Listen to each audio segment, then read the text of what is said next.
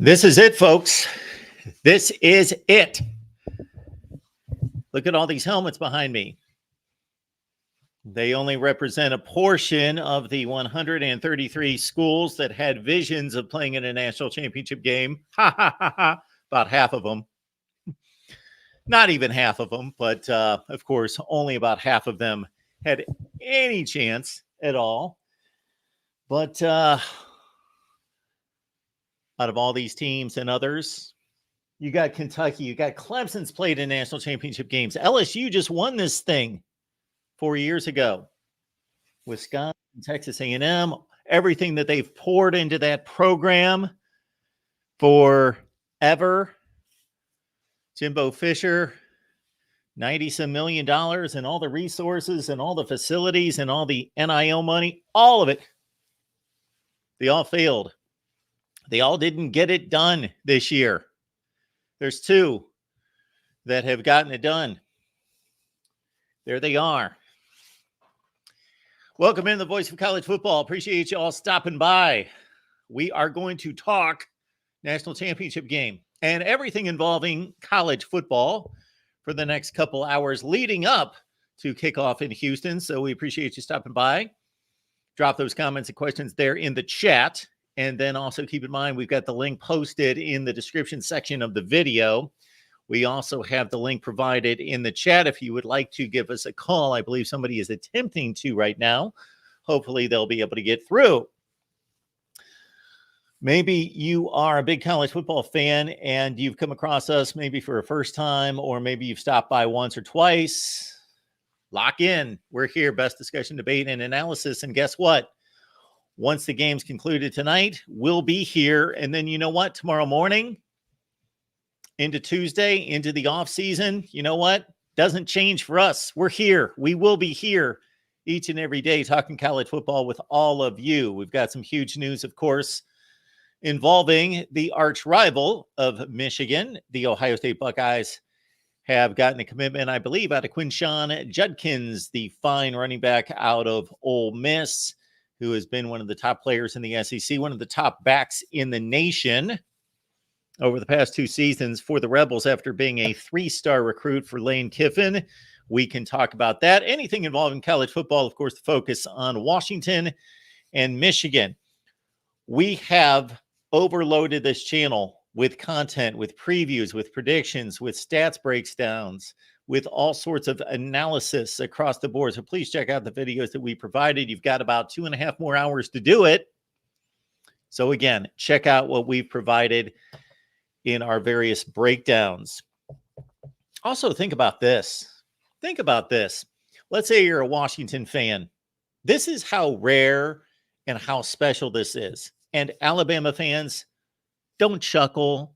Be kind. Don't laugh. Don't bust out laugh. Don't look down on the rest of us. Understand that for the rest of us, very special. Georgia fans, we know that you had your 2 consecutive seasons of national championships, and many thought that it was a foregone conclusion that Georgia would win a 3rd consecutive national championship, becoming the first school to do so since Minnesota in the 1930s. But they tripped up in the SEC championship game in Atlanta. Is Georgia the best team in the country? We will never know. They're sitting at home. So think about how rare, how special this is. If you're a Washington Huskies football fan and you are less than 33 years old, you've never seen this. You have not seen this. You have not seen your team not only win a national championship, but have a shot on the final day of the season to win a national championship, whether that be in the playoff era. Washington, of course, made it in 2016, got wiped out by Bama in the Peach Bowl in the first round. And Washington throughout the BCS era was nowhere close to playing for a national championship, or throughout the 90s past 1991. They had a good program for another couple years, but of course, Don James resigned amidst NCAA sanctions. And it took a long time for Washington to come back and play that kind of football, although that 2000 team was really good. Top 3 in the nation, 11-1, won the Rose Bowl. But if you're 33 years old and you're a Washington football fan, you've never seen this. You've never experienced this.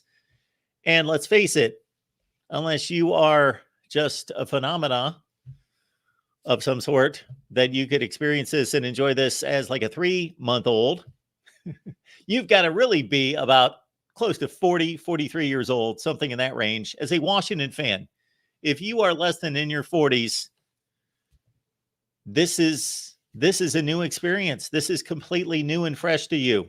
Congratulations for getting this far. Congratulations to your team.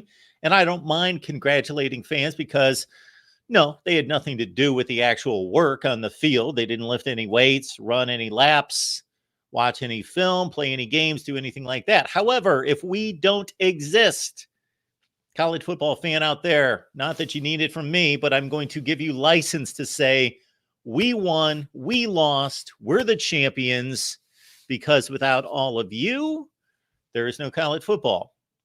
There's like a club team at every university where they can play like they did back in the 1880s and then go to class. And if class interferes with football, practice time or anything, they obviously do the more important thing and they go to class. So without all of you, there's no college football to this grand scale. So never let anyone belittle you in any such way. College football nation, you make it all go. You make it all go. Michigan fans, I will say the same to you. Storied history. Depending on your measurement, the winningest program in the history of college football certainly has won the most games in the history of college football. 1,003 wins. The first and the only school to achieve 1,000 wins. 11 national championships. That's number 2 all time. With all of that history, all that tradition, all that success, if you are less than 25 years old, you don't know what it's like to have Michigan be the king of college football. Number 1 at the top of the landscape of college football. You don't know what that's like. And really, you got to be at least 30. That's how rare this is. That's how special this is. There's only one team out of 133 that can hoist that trophy at the end of the season and say, we are the national champion. Of course, there have been many disputed championships, and that's a discussion for another time. And certainly we will dive into that during the off season as well. Will this be one of those disputed national championships? No, it will not. The only thing that could have possibly caused a controversy is if Florida State would have won the Orange Bowl, defeated Georgia, and finished undefeated. That came close, was really close to happening, but they were shy about 61 points. Otherwise, we might have a discussion about that. But in the offseason, when we run through our rankings, when we go through our national championship season to season and look for those disputed years, 2023 will not be one of them. Michigan is the champion tonight. Washington, champion tonight. You both have that opportunity. It is a special, special thing. All right. Hopefully you guys are having a good day. Hopefully you've got your championship game setups all planned. And let's see what's going on in the chat. Again, Quinshawn Judkins, I believe, has signed with Ohio State.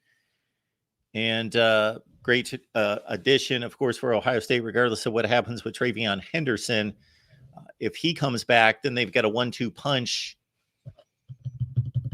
Trying to think the last time they would have had a 1-2 punch at Ohio State. They typically have the one guy that is phenomenal, and then the next guy. They have really, especially since Urban Meyer was initially took over as the head coach, they really had that one guy, Carlos Hyde, Ezekiel Elliott, J.K. Dobbins, and then on through the Ryan Day era. One guy, and then some really good talent behind him, but they've leaned on one guy.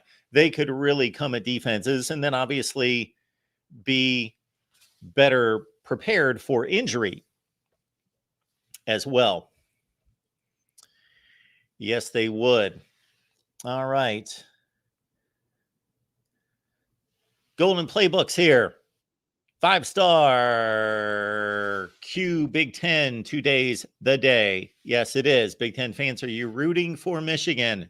So Michigan, despite what we think of them, despite what anyone thinks about what transpired this season, and you know what? I've certainly had many things to say about it. We will not discuss it tonight, but I've had many things to say about it, and I will have more to say about it when all the truth comes out, whether there's more truth to be found or it's exactly what it has been reported to be thus far. Then that will certainly shine some light on this national championship. But about the coaches and especially the players that are playing for the Michigan team right now, they earned this. They earned it. All right, let's look at the Washington side. We got Lars Hansen on the line from Locked On Huskies podcast. Also, you can catch him at UW Fan Nation. Lars, what's going on tonight? Oh, just finally ready to get this thing underway. And, you know, to your point, that's what's great about college football, because, you know, you can talk about how the pro element is creeping into the game with NIL. But these kids earn this right. And especially for Washington, it's really a 3-year process, right? Because this goes back to 2021 with the nucleus of this roster. Again, Michael Penix wasn't there, but, you know, Roma Dunze, Jalen McMillan, all the key other players, Braylon Trice was there. These guys have worked so hard for this moment, and that's literally what this team came back to do, was to play for a national championship and win a national championship, and they're in position to do that tonight. Lars, of course, we've had a couple of conversations since the playoff field was announced, and we had one the other day concerning this Michigan matchup.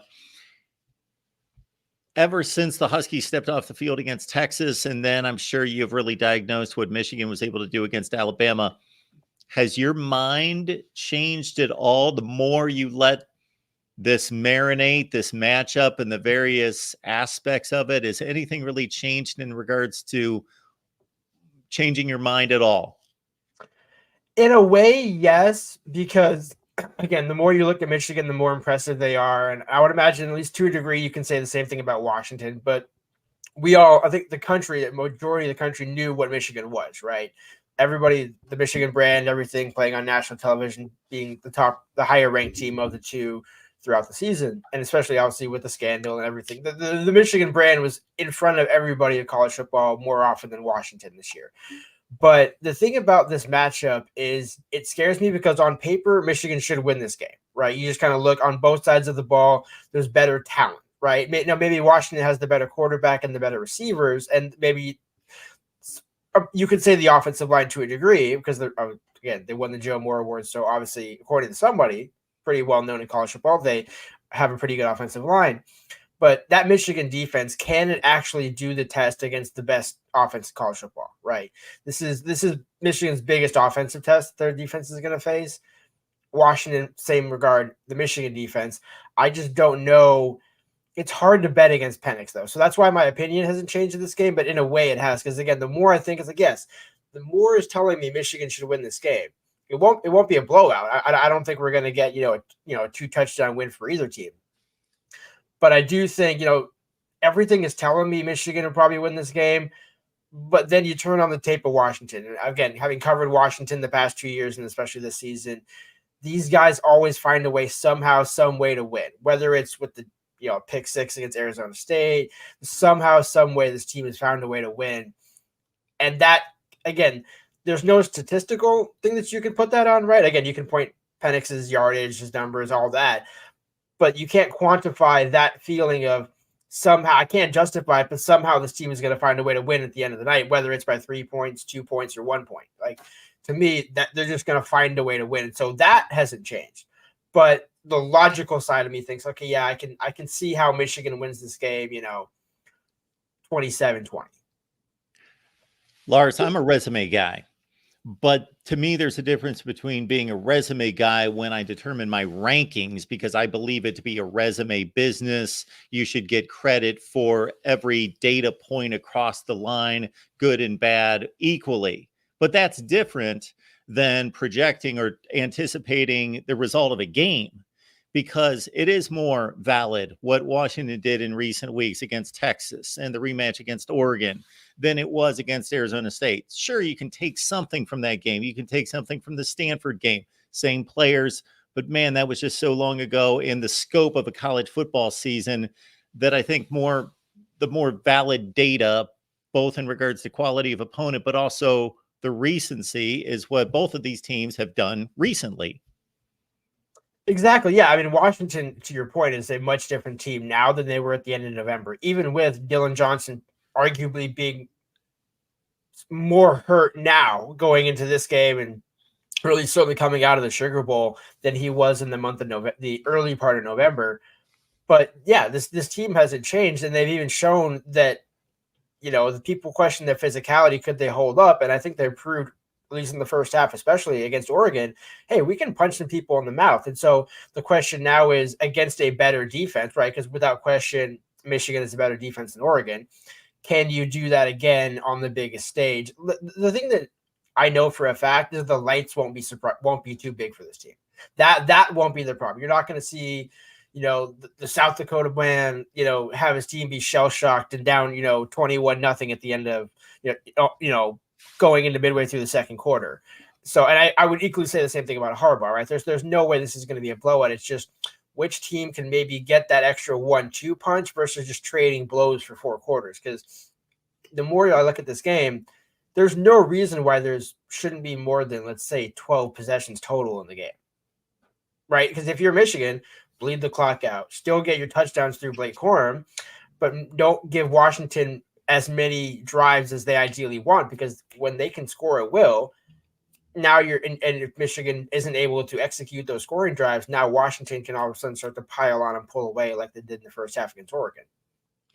Lars, you say so many good things. You know what I'm doing over here? I'm jotting things down because too many things come to my head, and I know I'll forget them all if I just try to to keep them up there. So the next thing I wanted to go to was, you mentioned the Joe Moore award-winning offensive line for Washington.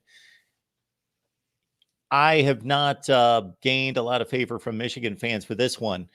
I believe that the offensive line has been exceptional for the 2 years running that they won the Joe Moore Award. However, once they got to the playoffs and I saw Georgia in particular, and I'm watching everybody play throughout the season. I'm not locked in on one team, one conference. So I'm watching a lot of Georgia football. I thought Georgia had the best offensive line the last 2 years. Prior to that, Oklahoma had a string of offensive lines that were amazing.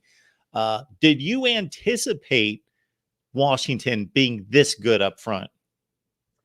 It's going to be hard to believe, but I did. And the reason why was when Ryan Grubb and Kalen DeBoer came in, I did some research on the number of sacks that they've allowed each previous stop. And there's something about the scheme that Ryan Grubb has and Kalen DeBoer has that when he matched with exceptional 4-star talent that Washington has, I mean, Troy Fatano, for as everyone says, he's a hidden gem, was a 4-star by at least 247 Sports, to my knowledge.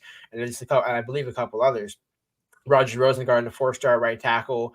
Parker Brailsford was a high 3-star. Nate Kalepa was a 4-star. So there's plenty of Julius Buelo was a 4-star offensive tackle. So there's plenty of talent.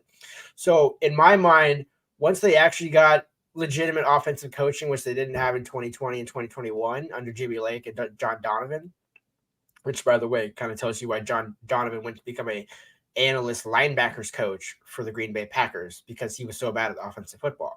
But the talent was there on that offensive line. When paired with the right scheme and coaching, they could be one of the better offensive lines in the country. And that's the thing about the offense that Ryan Grubb runs from a blocking perspective. They rarely give up more than 20 sacks in a season. Even at Eastern Michigan, lower level schools, there's just something about the design of the scheme. And that's not to discredit the players, right? That's not, because again, you could put up Mike Leach and say, hey, well, if the ball is out in 3 seconds, nobody's ever going to get touched. But again, once you face better players and certainly defenses that have better secondaries, it becomes harder for quarterbacks, no matter how good they are, to find those holes in the defense, no matter how much time they have in the pocket. But that's the reason why I felt that with this coaching staff and Scott Huff, handling the day-to-day of the offensive line, that this offensive line could be one of the best in the country. I didn't think it could be maybe the best, right? Because again, to your point, you have the Georgias, the Alabamas, which again, Alabama, good run blocking, not so good pass blocking this year. Fair assessment there. But that's actually kind of been the opposite of Washington, right? At least to start the season, where they were, I believe, for the first 3 or 4 weeks of the season, one of the top 1 or 2 pass blocking offensive line units according to PFF, but they were like 99, 98th in run blocking. So that's like there's a pretty big discrepancy there. It's not like, okay, we're kind of marginal at the run. It's like, no, you are way at the bottom. So the fact that got better as the season went along, that's what basically won them the Joe Moore Award, because I think everybody would agree they were the best pass blocking offensive line in the country.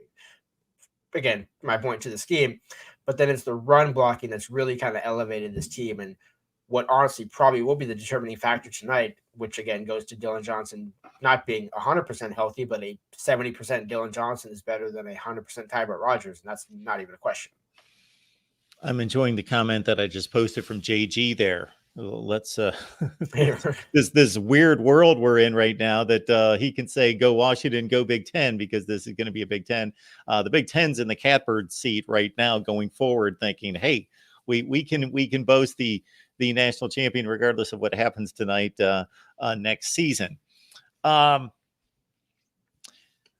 about Penix and these receivers, you're assessing it as you believe Washington's going to win this football game, correct? You think it's going to be really close, but Washington's going to win. But if I'm not mistaking a few things that you're saying, that you believe Michigan could be evaluated overall as a better team slightly. That's possible. It's not ridiculous, of course. They're a 4.5-point favorite. But in a sense, I liken it to, Pat Mahomes when he's on his game, which is almost all the time, Aaron Rodgers when he was in his prime, where it's just ridiculous to watch Sunday football. And I think a lot of Saturday quarterbacks in college football get compared way too much. I think people watch too much of the NFL and they expect these guys to be that good. And they talk about, well, he missed 3 throws today. Well, of course he missed 3 throws. He's a college quarterback. You're watching Aaron Rodgers and Pat Mahomes. And I remember CJ Stroud having this kind of day that Michael Penix had last week against Texas in the Rose Bowl a few years ago, where just handing the football to receivers like 48 yards downfield. So Penix and these receivers can kind of be the great erasure of a lot of mistakes or other things that quite aren't perfect, because everybody else on the Michigan defense can do their job perfectly, and they can still just put the ball where it needs to be, or the wide receiver can outfight the defender for the football because he's that talented. Yeah, and that's exactly the perfect way to word that, because I'll kind of highlight. I'll use the easiest example of Michael Penix and Rome Odunze, and it's pronounced Odunze. I'm not saying you pronounce it wrong, but just for anybody wanting to listen, it's Odunze, not Odunze, not Odonze, not Romeo, whatever. He's taken that in stride. But the one thing that really has separated Rome this season from what he was last season, which was a fantastic receiver and 1,000-yard receiver, was his physicality. Where I know we mentioned it on the last show that we talked about, where anything beyond 20 yards for Washington, they're not 50-50 balls, they're 80-20 balls, they're 90-10 balls. And you can go, and it's not just Rome Odunze, because you can go look at Jalen McMillan, both against Texas last year in the Sugar Bowl, against Oregon when he fought off Christian Gonzalez for a one-on-one ball deep down the field early in that game. There's a number of Jalen Polk. I mean, that guy, like, there's so many plays that he's making and that he made both this year and last year, where he flips the ball so quickly after he catches the ball. Maybe he dropped it or it went incomplete. It's like, no, he actually possessed it so smoothly and then flipped it because the ref said he caught the ball. Like, and it's not a dumb play, right? Because he's a very smart kid. And, I think he kind of learned some lessons after the Oregon State game. But the reason I tie all this together is these guys, the mentality that they have when they take the field, it is that of, hey, we expect to be here. We deserve this opportunity. We know how good we are. We're humble about it, right? Kind of how Kalen DeBoer talks, where it's like, I know it sounds arrogant, but I'm just being humble. And he delivers it so nicely. And all these kids are, so likable to talk to and be around, that they really are that equalizer. And to me, when you can fit a ball in 35, 45, 55 yards down the field with one or even two defenders, that I'm not sure there's a counter to that. Like, you could say Blake Corum running for 60, 70 yards at whim, for a touchdown, but he's done that. So it's not like that's a surprise. That's Michigan's counter, but I'm not sure there's an equalizer to the fact that you can just put the ball anywhere. And to your point, we criticize Penix almost like as an NFL quarterback. We're talking about he misses some passes every now and then. All of his misses are intentional and long. They are never short.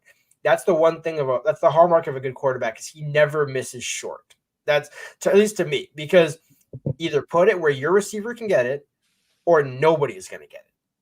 And, if you look at the, Sugar Bowl against Texas, where Quinn Ewers put that ball in a position to where Washington's Elijah Jackson can swat the ball away, Michael Penix is easily going to just tightrope that, add some velocity to it, put the spin rate on it, have him go down and catch it. Because there's a number of, and again, almost the Patrick Mahomes comparison is, I know it's outlandish, and some people would say, but it's so accurate because Penix has so many different arm slots. He has so many different balls to throw. Washington, while predicated on the deep ball, is not just a deep ball team, right? They're not just trying to go for 40 and 50 yards. They can go 3 to 5 that run for 20.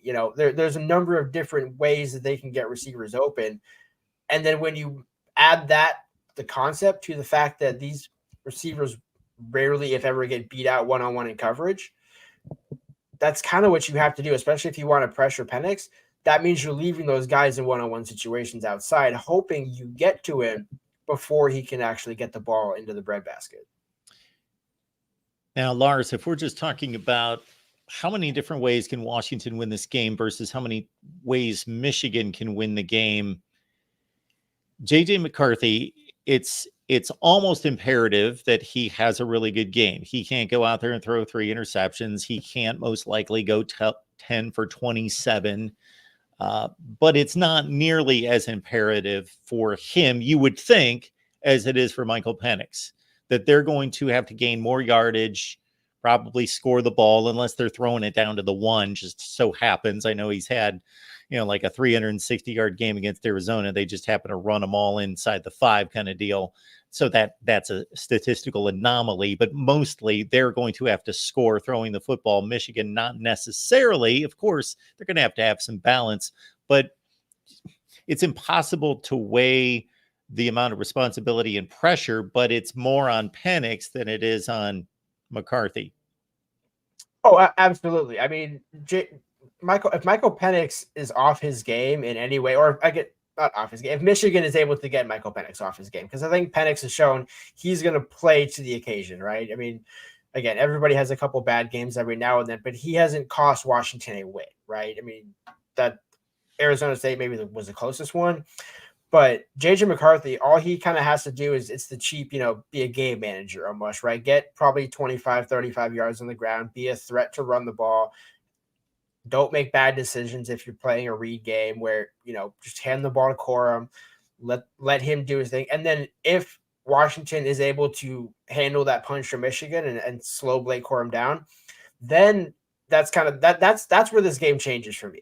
If Michigan forces JJ McCarthy to be a down and distance quarterback versus, because we've seen, JJ McCarthy can make the big throws and the high percentage throws when they need to, right? The touchdowns that he's made in the end zone where Sherrod Moore is just scheming guys perfectly open.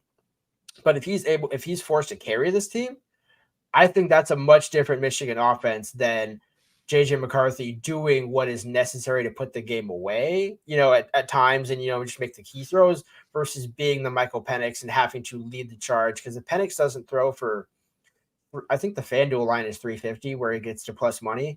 If he doesn't throw for 350 or more, I don't see. And again, I could be wrong on this. I would be very surprised if Penix doesn't get over 350. I don't think Washington is in this game because this offense is predicated upon the pass. Dylan Johnson will obviously play a factor, but I would be very surprised if we're looking at the box score at the end of the day and Penix is thrown for, 290 and 2 touchdowns, and Dylan Johnson ran for 120, and Washington won the game by, a touchdown. So, Lars, I'll post these statistical breakdowns where basically what I'm doing is saying Michigan's got the number whatever rush offense and Washington's got the number whatever rush defense. And then, okay, who are the best rush defenses Michigan has faced and how did they fare? Who are the best rush offenses the Washington rush defenses faced, how did they fare? Now, it's almost a self-fulfilling prophecy, and I understand the deal, and I get criticism because people are like, well, the Big Ten's a defensive conference, so it's just, and then the Pac-12 is an offensive conference, so the defensive numbers are going to be worse, and the offensive numbers are going to be, I get it. I understand. I'm looking for anomalies. I'm looking for certain things there. However, the one point in that is that, and I don't know exactly what statistics you value more than others, but if we're looking at the passing game, even though Washington's got the crazy compilation of numbers, Michigan actually has a higher pass efficiency ranking. They're fifth in the nation against the defenses they played. Ohio State's like a top 2 pass efficiency defense in the country, and Penn State's in the top 5. Iowa's up there. So they played a really rugged schedule, at least at the elite level. And then Washington's 11th in pass efficiency offense. If you want to kind of throw a monkey wrench into, that's interesting. Yeah, and I mean, and that again goes back to the beginning point of that's why everything in the numbers, even the not obscure ones, but the the diamond in the rough, kind of you're looking for the key matchups, if you will, right? That's what tells me, yeah, Michigan should win this game. But then I look at Michael Penix and I know his story and I've seen how he plays, and especially this season where when they need him to be on, he's on. Like, I don't know if you saw the video of him walking off the plane. Though he was playing, he had like a backpack forward with the speaker system blaring. And I'm just like, that is a guy that to me has been waiting for about 5.5 years for this moment, in various ways, right? The number of injuries that he's gone through. So there's no statistical counter to, Michigan has been better this season, but then in a way, all those numbers are helping frame this matchup. But none of those numbers truly matter when the game kicks off. And I'm not pouring water on that, but it's just like, Washington could have the game of their life in terms of a run defense. And I said, where's that been all season? It's like, well, the national championship tends to bring the best out in some folks, So, and I'm not saying, but again, that's also what it's going to take for Washington, right? To your point, Michigan is more battle tested on defense in terms of the offense facing better defenses than Washington has. But Washington's equally battle tested in they've been in so many close games. They've even been down at times that this team has always found a way. Again, there's no statistical. The only stat that comes from that is they're undefeated, which again, so is Michigan. So those numbers cancel out. But there's no statistical thing that you can point to that measures heart and again, that's not to say that Michigan doesn't have heart, right? Again, I'm just saying from a Washington perspective, these are the only things that you can kind of counter that with, because my thing is Michigan certainly might have statistically the more higher percentage offense from a passing perspective, but which quarterback, who would you take of the two if you're building a team to win this game? It's Michael Penix. And I mean, now again, I can understand the case for JJ McCarthy because, well, what if you want to build it like Michigan's offense where you're running the ball and kind of just doing enough in the passing game to where he's not a game manager. He's a cerebral quarterback, but we're not asking him to win the game. We're just asking him not to lose the game. So that to me is kind of what's going to separate this. And I don't know. It's just hard to bet against Michael Penix at this point because the man has proven time and time again he honestly would prefer to be doubted because that just gives him more motivation. And I think what you're also getting to is that every game is different. Every matchup is different. I think Lou Holtz once said when asked about the unpredictability of college football that you got a bunch of 18-year-olds and they show up the next week and they're just a different team.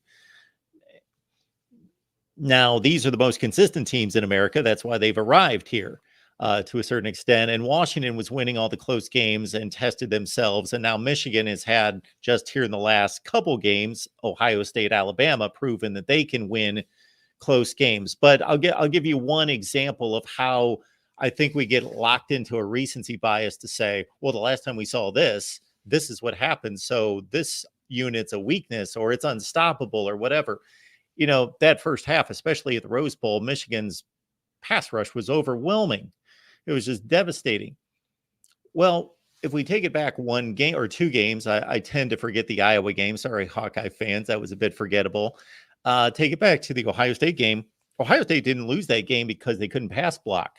They had no issues few issues considering Kyle McCord had 30 dropbacks. He threw for 271. He made a couple mistakes. He missed some throws. He's not anywhere close to Michael Penix. And he hit Michigan with some chunk plays. They threw for almost 300 yards, and their offensive line held up fine. At the same offensive line that couldn't block Missouri in the Cotton Bowl protected Kyle McCord against Michigan. And so, again, certain units aren't consistent game to game to game to game, and it's just a different matchup.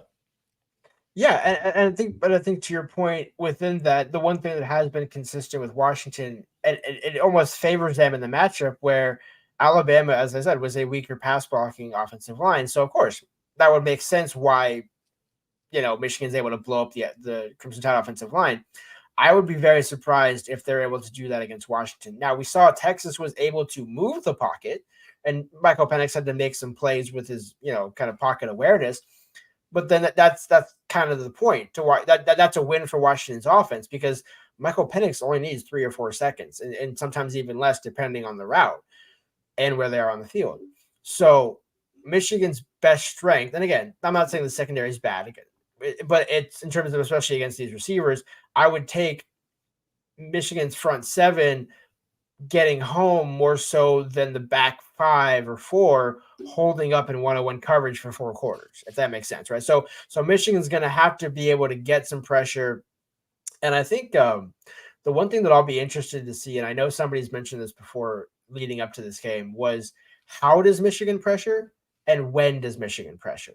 Because Michael Penix, I think, has proven to be an NFL quarterback in terms of understanding where pressure is coming from, understanding before the ball is snapped, where is the look coming from the defense. That's why he doesn't miss and rarely throws an interception. And when he does, it's almost been, okay, yeah, I see why. I just instantly, even as the ball is leaving his hands, like, oh, that's going to be picked, and I know why. So flushes it and moves it on. The one thing that this team has been consistent on offense, aside from maybe 8 quarters or 9 quarters this season, and I'm mainly talking about Arizona State, but this team has always found a way to be doubted, handle the punch, and deliver the punch. The question is, can they do that for 4 quarters? Because we saw against Oregon, you get out to a massive 17-3, 23 lead, but then you let them back in. And if Michigan starts to gain that momentum, certainly late in the national championship, now we're having a Sugar Bowl ending where, wow, Washington really should not be in a position to potentially lose this game. And now with, 5 seconds left, JJ McCarthy has the ball at the 25-yard line with a chance to win the game. And because this is the 25, he's going to have to throw it because there's no way Blake Corum is running 25 yards on the final play for Michigan to win a national championship. I don't think Sherrod Moore is that bold, but, that kind of, to me, seems like how this game would go where, and I'm not saying Washington would blow out Michigan, but I'm just saying Washington hasn't trailed by more than 7 points, I think, at all this season. And I could be wrong on that, but at least to me, that Washington has never been a team that had to erase a 17-point deficit, right? So they're not that level of underdog, right? They're basically like, hey, you passed every test. Yeah, it hasn't been pretty, but I passed all my tests. Whereas you look at Michigan, it's like blowout, blowout, blowout, big game win, blowout, a couple close games in there. But for the most part, a team that, just like Washington, has been mentally tried and tested, which tells me this is going to be a 4-quarter game. And it just, that to me favors that Washington offensive line, because the more Michigan tries to pressure early on in the game and wear themselves out, then when you get to the 4th quarter, if Washington's been able to hold up against that line and not get completely blown off the ball, now Mason Graham, Chris, Jenkins, and those guys are all not necessarily deflated, but that pass rush isn't the same in the 4th quarter as it was maybe early on. And if they don't get home early on and Washington still scores, now you're not wasting that effort, but that energy is going to not. And you need that energy at the end of the game. Blank name is reminding me that the last play of the game that Michigan got a pass rush on Kyle McCord that forced the interception. Truth be known, blank name, I didn't watch the game. I was just looking at the box score. Of course, I know that, blank name. Yes, I wasn't talking that every pass drop Kyle McCord had perfect protection. I was comparing his protection versus what we saw last week against LA. It was much better. It wasn't even close. No, it wasn't perfect every time he dropped back to pass. And yes, Michigan did force the interception that won the game, saved the game at the end. Yes, I do understand that. We got Lars Hansen here from Lockdown Huskies podcast. So you want to lock in on that. And also UW Fan Nation. And we'll have Lars' name and Twitter handle and all of that information here on the banner shortly. When you talk about it being a close game, Lars, I agree. And I've picked it to be a close game. However, at the same time, I have been jaded, being a little bit older than you, of living through Super Bowls and national championship games that by all measurements, it's a 3-point spread. And then they get out there and things happen and turnovers happen.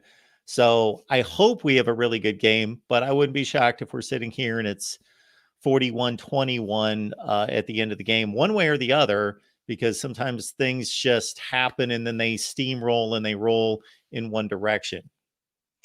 And see, that's what is interesting. And again, I know from the Washington perspective, I sound like somewhat of a homer saying this. Again, for the folks listening, I went to Washington State, so I'm not a Washington homer. I feel like if you're an alum of the rival school, you can't be a homer. But with that being said, Washington's defense is good.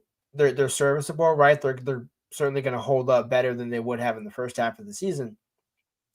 But like I said in the Pac-12 championship game, they got up early on Oregon, and that game probably should have been, and if not for a better, I don't want to say a better defense, but again, making certain plays when they needed to versus when they didn't, that game probably could have been that 41-20 game. And maybe you can make the same case about the Sugar Bowl if Jeremy Bernard doesn't fumble the punt, Texas goes down and scores, maybe some different coaching decisions in that game. So the reason why I bring this all up is Washington easily could be up 17-3 with 5 minutes left in the second quarter.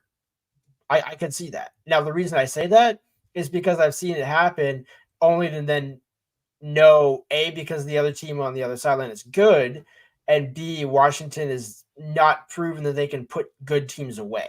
When I say put teams away, I mean win like you did against Michigan State, win like you did against Cal, where you're putting these teams away. You're winning, and maybe winning convincingly against Oregon, but it's still a 3-point game, a 7-point game against Arizona. I consider putting teams away 14 or more points. Washington hasn't done that at the back half of the season. They've played like they're capable of doing that, but they haven't finished that. They haven't finished the job in that regard at any point in the season when it, against better competition than, again, Michigan and Cal, which, again, not going bowling, not taking a shot at either program, but that is not the level of competition they're going to face this tonight. One of our favorites is right here, Mike Fort. He loves to bring up this game because, of course, we've talked Washington football for the last month. He loves to bring up this game, which I could bring up. Maryland, Michigan got a blocked punt in that game and a scoop and score on defense, and they still nail biter to the end and got 2 interceptions off Talia Tagovailoa. They got all that in their favor and still barely won. So, okay. Again, we made the comment a few minutes ago about those games being a long, long time ago. Still, can you in any way explain 15-7 against Arizona State at home? By beating Oregon 46-43 or 36-33. Yeah. Sorry. That to me, that game took which so was the much, week before. I'm sorry to interrupt. Yeah. And so it's not a true justification, but when you pour everything into one game, right? It's almost like if they played a consolation game next week. If you had a third place team after the national championship game is settled, the winner of the highest 2, other bowl games would play that team. Nobody would have the energy for that game. That'd be one of the worst games ever. That's why they don't do it. But again, in the regular season, when you have a massive game, it was kind of, and again, I think I said it on your show, or I might have said it on Tim, the USC show when you guys went with Tim and those guys, where I said, I think I picked you at UW to beat Arizona State like 52-10.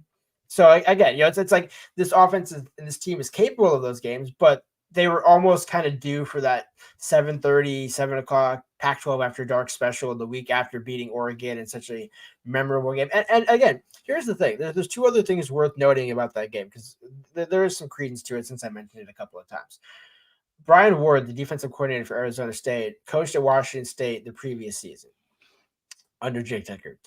Fantastic defensive mind. Probably one of the underrated defensive minds in the conference. Again, he's not D'Anthony Lynn, who now is at USC, but he is a very capable defensive mind.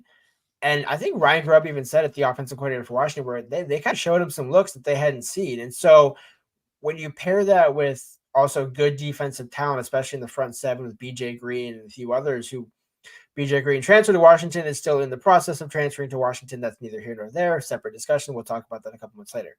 But Arizona State wasn't like their record would indicate they were a terrible team. I would also kind of bring up their injury log, where that was about as long as the roster at one point in the season. So there's a reason why that team was, as bad as it was statistically and in the record book. But that game they played up to Washington. They gave Washington their best test, at that, from what they could give them.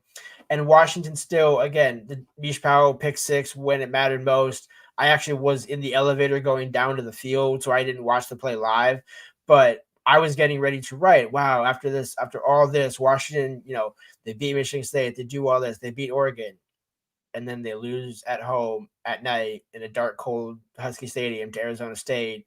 Like there's no way this team loses the national championship hopes or playoff hopes already.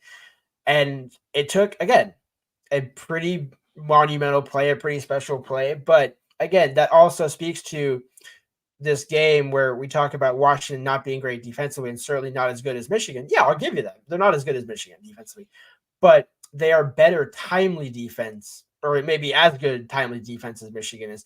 And that in a one game to win it all, like in the Super Bowl, is all that you need. You don't need, hey, in September we were great, in the second and fourth quarter, but we were bad in the first and third quarter. It's like, okay, none of that matters. It's, can you make the play when it matters most? They proved it against Texas in the Sugar Bowl with Elijah Jackson.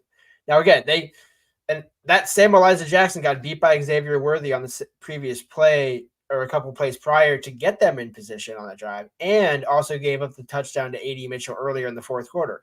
So they can take their punches and they can give them up. But when the game is truly, truly, truly on the line, when everybody, and then the ratings is at the very, very peak, when everybody in the country is watching, that's when this team on defense shows up.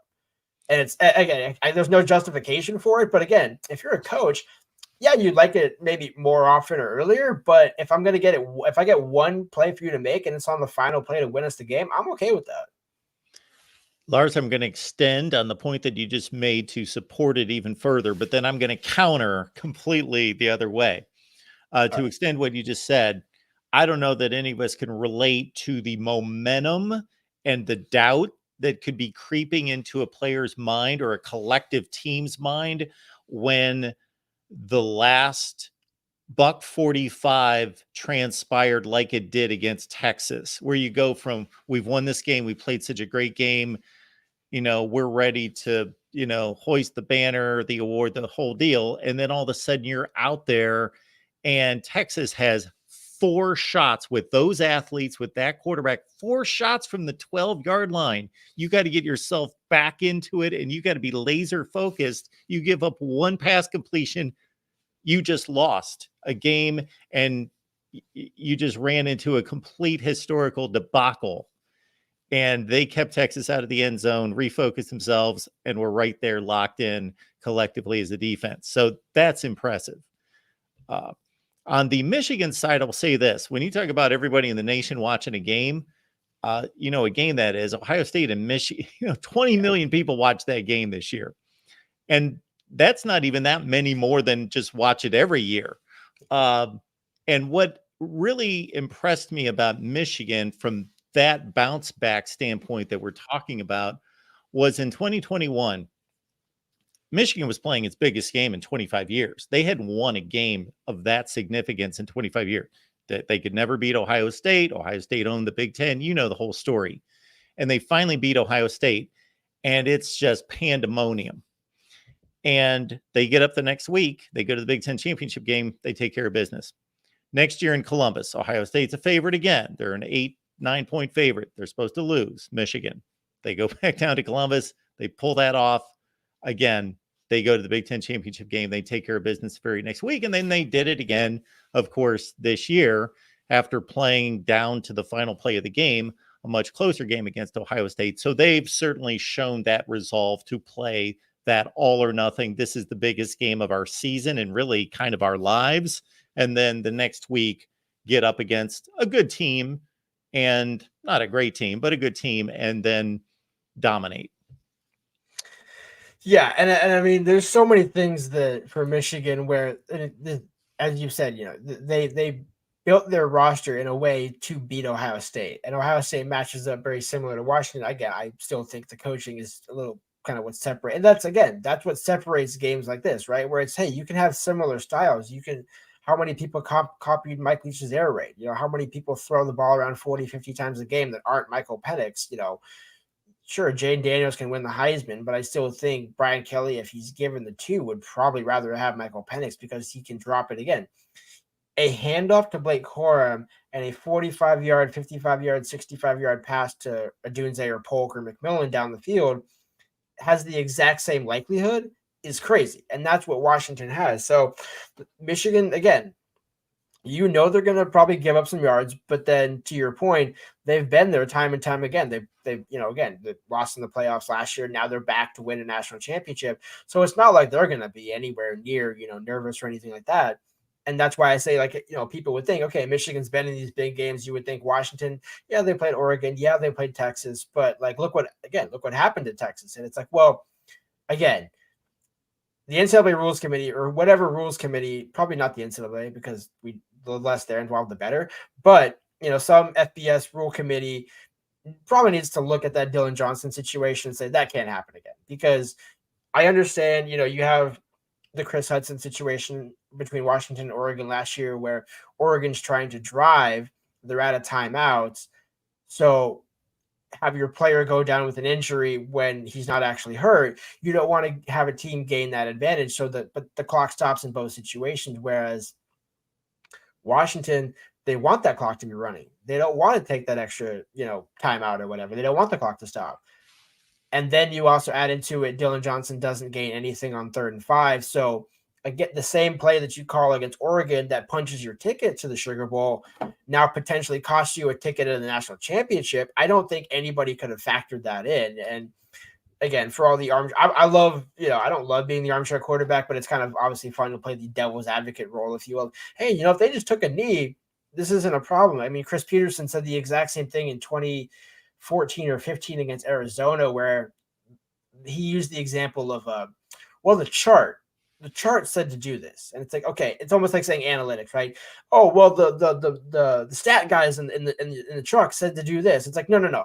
You're a football coach. You get paid like $10 million to not to think about that, but to really make the right decision here.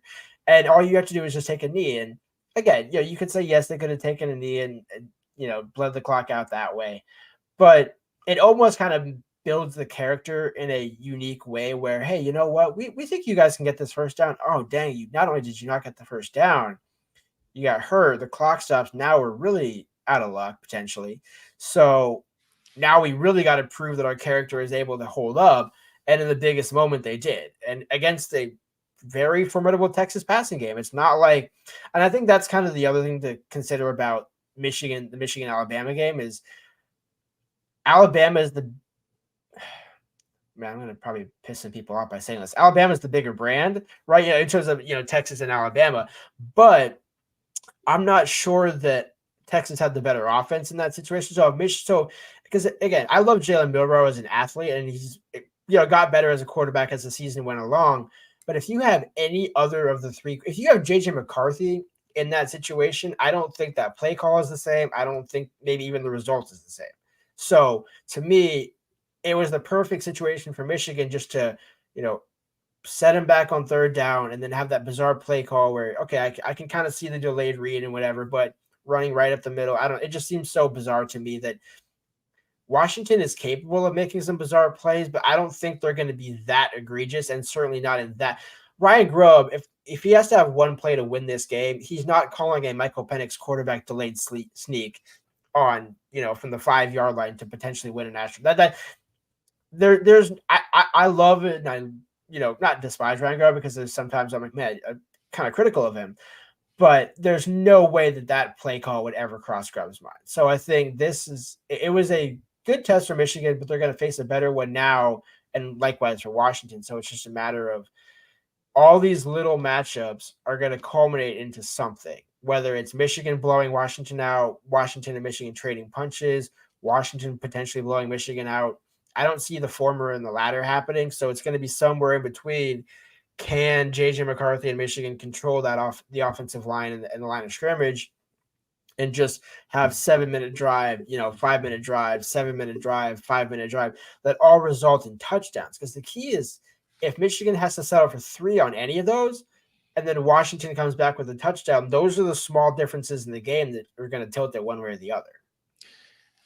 For anybody that's called, I appreciate you hanging on the line and so forth. We will get to you in just a couple minutes. I want to take advantage of Lars Hansen here from Locked On Huskies podcast. Appreciate John D'Adamo for posting Lars' Twitter and his Locked On podcast URL in the chat a number of times. So thank you for that, John. But there is 2 more basic things I wanted to hit on here real quick. We've never really had this discussion, Lars, but this is what cracks me up about sports fans and college football fans in general. And this is probably the wrong time to get into this, but I will regardless, because this is national championship game night. And if you're a Michigan fan, believe 100% that there is no doubt that you are going to win this game. If you're a Washington fan, have no doubt that just be a fan. Be a fan. However, what just cracks me up, and this was best proven, it's been proven a million times, Lars, on this show in particular, but what proves it was the night that, to me, that proved it more than any, was we had a big debate during the offseason, 1997 national championship. It was the last split national title, Michigan, Nebraska. Who would have won the game, or based on the results and the metrics and everything, who more deserved the national championship?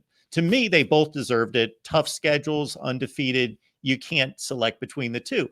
But do you think we had one Nebraska fan who said, you know what, Michigan, really, they were the better team. They earned that national championship. They were the best. Do you think we had one Michigan fan who said, well, you know what, Nebraska was really better? I hate to say it, but no, every Michigan fan, no, we're better. We were so much better. We would have blown them out. Every Nebraska fan, no, we would have blown them. It's the same thing here. Yep. So let's just understand, everybody's biased. That's just the nature of it. And then the last thing I'll hit you with, Lars, unless you have something to comment there. I led the show by just trying to grasp, or have everyone grasp, and maybe some Alabama fans might chuckle because they're in this game like every 2 or 3 years under Nick Saban. But besides that, you're looking at, Washington's a top 15 to 20 program all time, and has been for the past 30, 40 years, certainly during Don James' time, more like a top 5 to 10 program for a period of time. And Michigan is arguably the greatest program of all time, certainly in the top 5 or 6, somewhere in that range. And it's been since you have to be in your early 40s. You got to be in your late 30s to have enjoyed a Washington national championship. And you have to be 30 years old or so or more to have enjoyed a Michigan national championship. That's how rare this is. Yeah, and it's both rare, but it's also symbolic because of what's to come. Right now, you're going to have these 2 programs now in the Big Ten. Maybe 10 years from now, Washington's back in the Pac-12 or the Pac, whatever college. Again, and that's what's crazy about this is we've had more conference realignment than we've had these teams in the national championship or in the national discussion. Right? I mean, prior to Michigan, or prior to Jim Harbaugh coming to resurrect Michigan, Michigan wasn't what it is. Right, they're just flat out. Now, again, the program and the brand will always be the Michigan brand, right? Same thing with Washington, where they can go 0-12. There is still the Washington prestige. There is still being a top flight institution and a university on the West Coast. But now when you match it with what the athletic department should be, right? Michigan should be annually competing in the top 10 for championships in multiple sports. Washington, at least from my football perspective, certainly should be competing for championships. And I would argue basketball and a couple of the sports as well. And now these programs are there on the precipice of it. Michigan has been on the precipice of it for a couple of months now, or a couple of years now. Washington, to me, feels like they're still almost in a way just getting started, because it's going to look different next year with Will Rogers and whoever else is coming back and whoever else comes in on this offense and on this team. But Kalen DeBoer ain't going to change overnight. He's not going to all of a sudden become this guy that's, chasing 5-star after 5-star and just out of nowhere becoming a non-humble guy. I think it's really built both of these programs for the long haul. Now, will Jim Harbaugh be there next year? Who knows? But I do think whether he's there or not, he's done his job at Michigan to bring that program back from not the depths, but back to what it deserved to be. And I do think over the next decade, these teams will be way more involved in the playoff picture than they ever have been in the past 2 decades. Lars Hansen doing great work. We appreciate you, Lars, stopping by to deliver for us tonight. Again, it's Locked On Huskies podcast. It's also UW Fan Nation. Any particular, I'll get the banner up here, but any particular content that you would like people to be aware of? The only thing that we got right now from today from the podcast is our preview show. So I'll just leave you with I had 34-30 Washington. There it is. And the confidence to tie it back, 51-49. I'm not. This game is not as great of a matchup as Texas was, but it should be a good game. And I easily can see Washington winning. I can easily see Michigan winning. I can guarantee you we're going to have a great game. This will not be a clunker. This arguably could be one of the greatest that we've had in a while. From a truly game perspective in the moment, I would be very surprised if it's not a game with the final 5 minutes left. And of course, when you say this is my game prediction and then here's my confidence, those are typically, it only makes sense tied together, that if you produce a close score, then it's low confidence and vice versa. But Iowa comes to mind, predicting those Iowa games this season where I'd predict them to win 13-10, but I was about 90% sure they were going to win the game. It was just going to be 13-10 because it always is, kind of thing. Yeah, exactly. Much like, predicting Washington's, I predict Washington to have a great offensive game. What's the final score? How many touchdowns? I don't know. They'll probably win the game, but because they've proved, as I said, I predicted them to win a national championship and beat Georgia before the season at 14-1. So got the record wrong. Hopefully I got the record wrong, but I wouldn't mind being right about the prediction. Now listen to that, folks. Now this wasn't necessarily like picking TCU to go to the championship game prior to 2022 at 5-7, but still, even coming off 11-2 in a top 10 finish, the Vegas odds were heavy on Georgia, Ohio State, Alabama, Michigan, who knows who after that, but that was the basic core. So Washington was down the line. So that's an excellent pick, regardless of what happens tonight. Yeah, and it's just like this game where I just had a hunch. There's certain things I can point to that I could say, hey, they got a great quarterback, they got a good offensive line. Again, they got to stay healthy. And even though they haven't stayed healthy for the entire season on both sides of the ball, this team there's just something about this. You asked me, I promise I'll wrap it up quick on this note, that this team is one of a kind. Like, you're not going to see this team again. All these players came back. Washington had nobody drafted last year. The reason why is how many guys are going to be drafted this year. And this game and this season tonight proved that. So that's why I had confidence that this team, at least, I knew I wouldn't be egregiously wrong, because I knew they would finish in the top 10. I knew they at most would lose 2 games. There was no way they were going to lose more than 2, especially losing 2 in 22. So to me, it came down to the Oregon game, the Pac-12 championship, USC. They aced all 3 of them, got to the Sugar Bowl. I honestly thought they were going to get the Rose Bowl, but now we honestly get the matchup I think everybody wanted, which is Michigan and Washington. And I know everybody wants Georgia somehow involved in this, but I think this is a good purist college football game, because now you can actually enjoy it without having to hate the SEC. There you go. Lars, thank you so much for everything you do. Appreciate you being here. Enjoy the game tonight. Thank you, Mark. Always a pleasure. Lars Hansen, he's been showing up more than I have, I think, over the last month. It's been great to have him on here at the Voice of College Football. All right. Christian, we thank you so much for hanging on, being a good guy. Just want to let you know, we've got a reverb here. I don't know what the issue is. Hopefully we can cut that down. But I had invited Lars on, obviously, to take on the Washington perspective. So I wanted to give him a ton of time. How you doing tonight, Christian? I'm doing great, man. Just ready for this national title game. And, I think in the preseason, we kind of expected Michigan. I actually had Michigan, Georgia, but how about Alabama getting in? I know we fell short, but I think this is set to be a good matchup. I'll cut to my prediction. I got 35-30 Michigan, and I see a defensive stop at the end. Okay. Yeah, that certainly would not surprise me if it turned out like that. What most impressed you about Michigan getting to see them for the first time? I guess in a certain way. Of course, you've seen them play before, but in regards to seeing them play your team and really being focused on that game every play. If I had to point out a guy, I want to point out Mike Sanders who leads the defensive back core.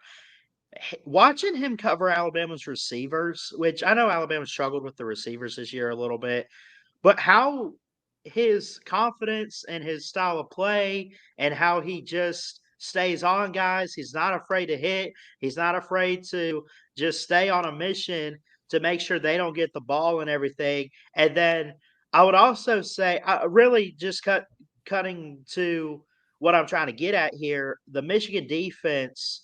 I had seen it a little bit this year, but we needed to see it in a big game. And boy, did they step up against Alabama and Jalen Milroe. But specifically, I mean, you look at the pass rush, you look at, guys like Junior Colson, Michael Barrett. I could go down the list. I mentioned Sanders still. Josiah Stewart's a linebacker. These guys just put on an excellent performance. And I think that it's going to have to be a key factor against Michael Penix tonight.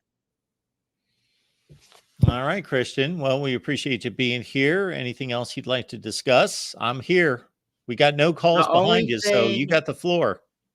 Hey, I did have a question. I want to look at the other defense in Washington. Does the pass rush in a way concern you in this game for Washington in ways that they can get pressure on McCarthy or probably won't be able to? Does it concern you? And then some stats for you. 31 sacks on defense for Washington this year when you look at it, and then 39 for Michigan. They're pretty close. Yeah, so Braylon Trice is their big producer there at Washington, and he had 3 or 4 really big plays against Texas where he came off the edge and caused havoc, caused a fumble at one point, had a big sack or 2 as well.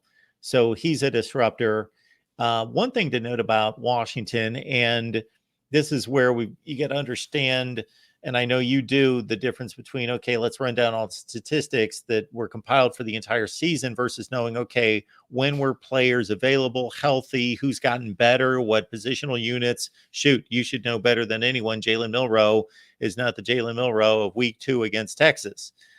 He matured and got better, and I think obviously Alabama also determined, okay, this is what our identity needs to be with him at quarterback. We can't be the Tua Tagovailoa, Max Jones. We can't be that offense with him running the show. We got to play to his strengths, the deep ball and the run game. So for this team, understand, everyone, that Washington's a much healthier unit on defense than they've been all season. They got beat up like really early and had all sorts of guys missing from the secondary, defensive linemen. We're talking like 3 and 4 key players in both units for a stretch of the season. And they were at their healthiest when they finally took on Oregon for the rematch in the Pac-12 championship game. And then they delivered. And then we saw them against Texas, and they're pretty healthy on the defensive side of the ball, unlike much of the season when they compiled whatever, I believe they're 94th in the nation in total defense. And again, I don't think that the total defense measure, I think it shows us something. There's some value there, but I don't think that that's the end all be all. No, you're absolutely right. I think that there are some flaws on both of these teams, and I think you'll see that a little bit tonight. I do think that, I know it's here's the thing, and then I'll get off and maybe you could take other calls, but I'll say this that we look at Blake Corum for Michigan, we look at JJ McCarthy, then we look at Roma Dunze and Michael Penix on Washington, and we look at the offenses because they've been so productive. But I promise you, I'm going to predict. I called my score, but I'm also going to call that it's a defensive stop at the end. And, again, like I really think that's what it's going to come down to is who can play best on the lines of scrimmage and just play man to man coverage, get after those receivers. I think that's going to be a big part of this matchup tonight. Well, Christian, I'm going to keep you for one other comment if you've got the time. Okay. Because I'm interested to get your perspective because you're an Alabama guy. And I watch a lot of Alabama football, but not nearly as much as you do. So Yeah. I'm curious about this one because, and if this is the case, because this is my perspective, this is truly remarkable about the Alabama football program, even though they came up short this year. This team came within one play of playing in this game right now, and they would be most likely a favorite or a slight favorite if you take the Vegas line from the previous games and swap them into this game. Bama would probably be a 2 or 3 point favorite against Washington. I believe that, number one, Jalen Milroe has a lot of growth, of course. He's got a lot of growing up to do. He underwent a lot of growth this season, but still to reach the Bryce Young level, and maybe he never will, Mac Jones and those guys, he's got a lot of development to go. The offensive line, of course, wasn't necessarily an Alabama vintage line. Did we lose Mark? Nobody I think it froze up on me there. You still there, Christian? Everything else is working. Hold on. You got me, Christian? Oh, you're back. I'm Am I sorry. back? What were you saying there? Okay. Yeah, it froze up on me there. All right. I don't know if that was me or what the deal was, but I'll start. I'll start again. Basically, what I'm saying is Alabama came up short this year, but just as a true testament to how remarkable this program is, I'll give you my quick assessment. You let me know if I'm on target with this. You got Jalen Milroe, who at this point in his development is nowhere close to the three previous quarterbacks who led this program. You've got an offensive line that struggled at times this year.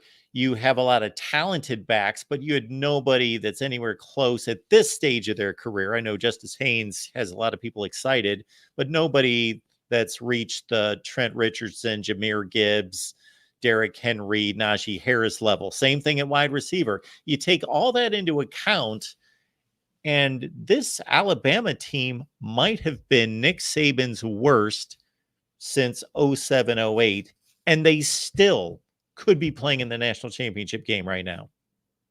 I fully agree with you. I think it's one of the worst in terms of production, and I don't want to say talent. I think the recruiting's been off the charts, but like the coaching aspect of it and how they played this year and how they should have had maybe 3 or 4 games in there that they should have lost, and they only lost to Texas and then Michigan.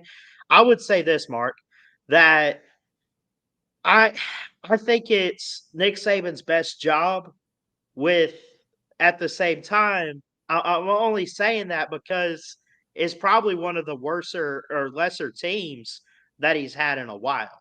But I would say it's one of his best jobs just to even get this team to the playoff. Would you agree? And like you said, Absolutely. they are one play in the end zone away from being in this game tonight, as you mentioned. You could point out a dozen different plays in that game, and the same thing would have happened if Alabama would have won. You would have said, of course, well, Michigan could have been there as well. So it's just astonishing to me that Alabama is that good that they can have a down year and be. I even think back to, and this might be before your time, Christian, but the 2010 team with Greg McElroy at quarterback, the team that won the championship in 2009, but then stumbled around at 9-3, and then really showed how good they were when they played Michigan State on New Year's Day and blew them out like 56-7. that they really just kind of messed around and had some issues and lost 3 games, but they were really just that good that team was probably even better than this team. Well, I'll even go a step further, real quick. I know you probably got other people on the line, but I'll take you one step further real quick. Go back to our 2015 team. Remember how bad they struggled early on in the season? They messed around and lost to Ole Miss, Yep. and everybody wrote them off. They finally make the quarterback switch to Jake Coker. Derrick Henry won a Heisman Trophy. O.J. Howard caught a couple touchdown passes in that title game against Clemson. They shut down Michigan State.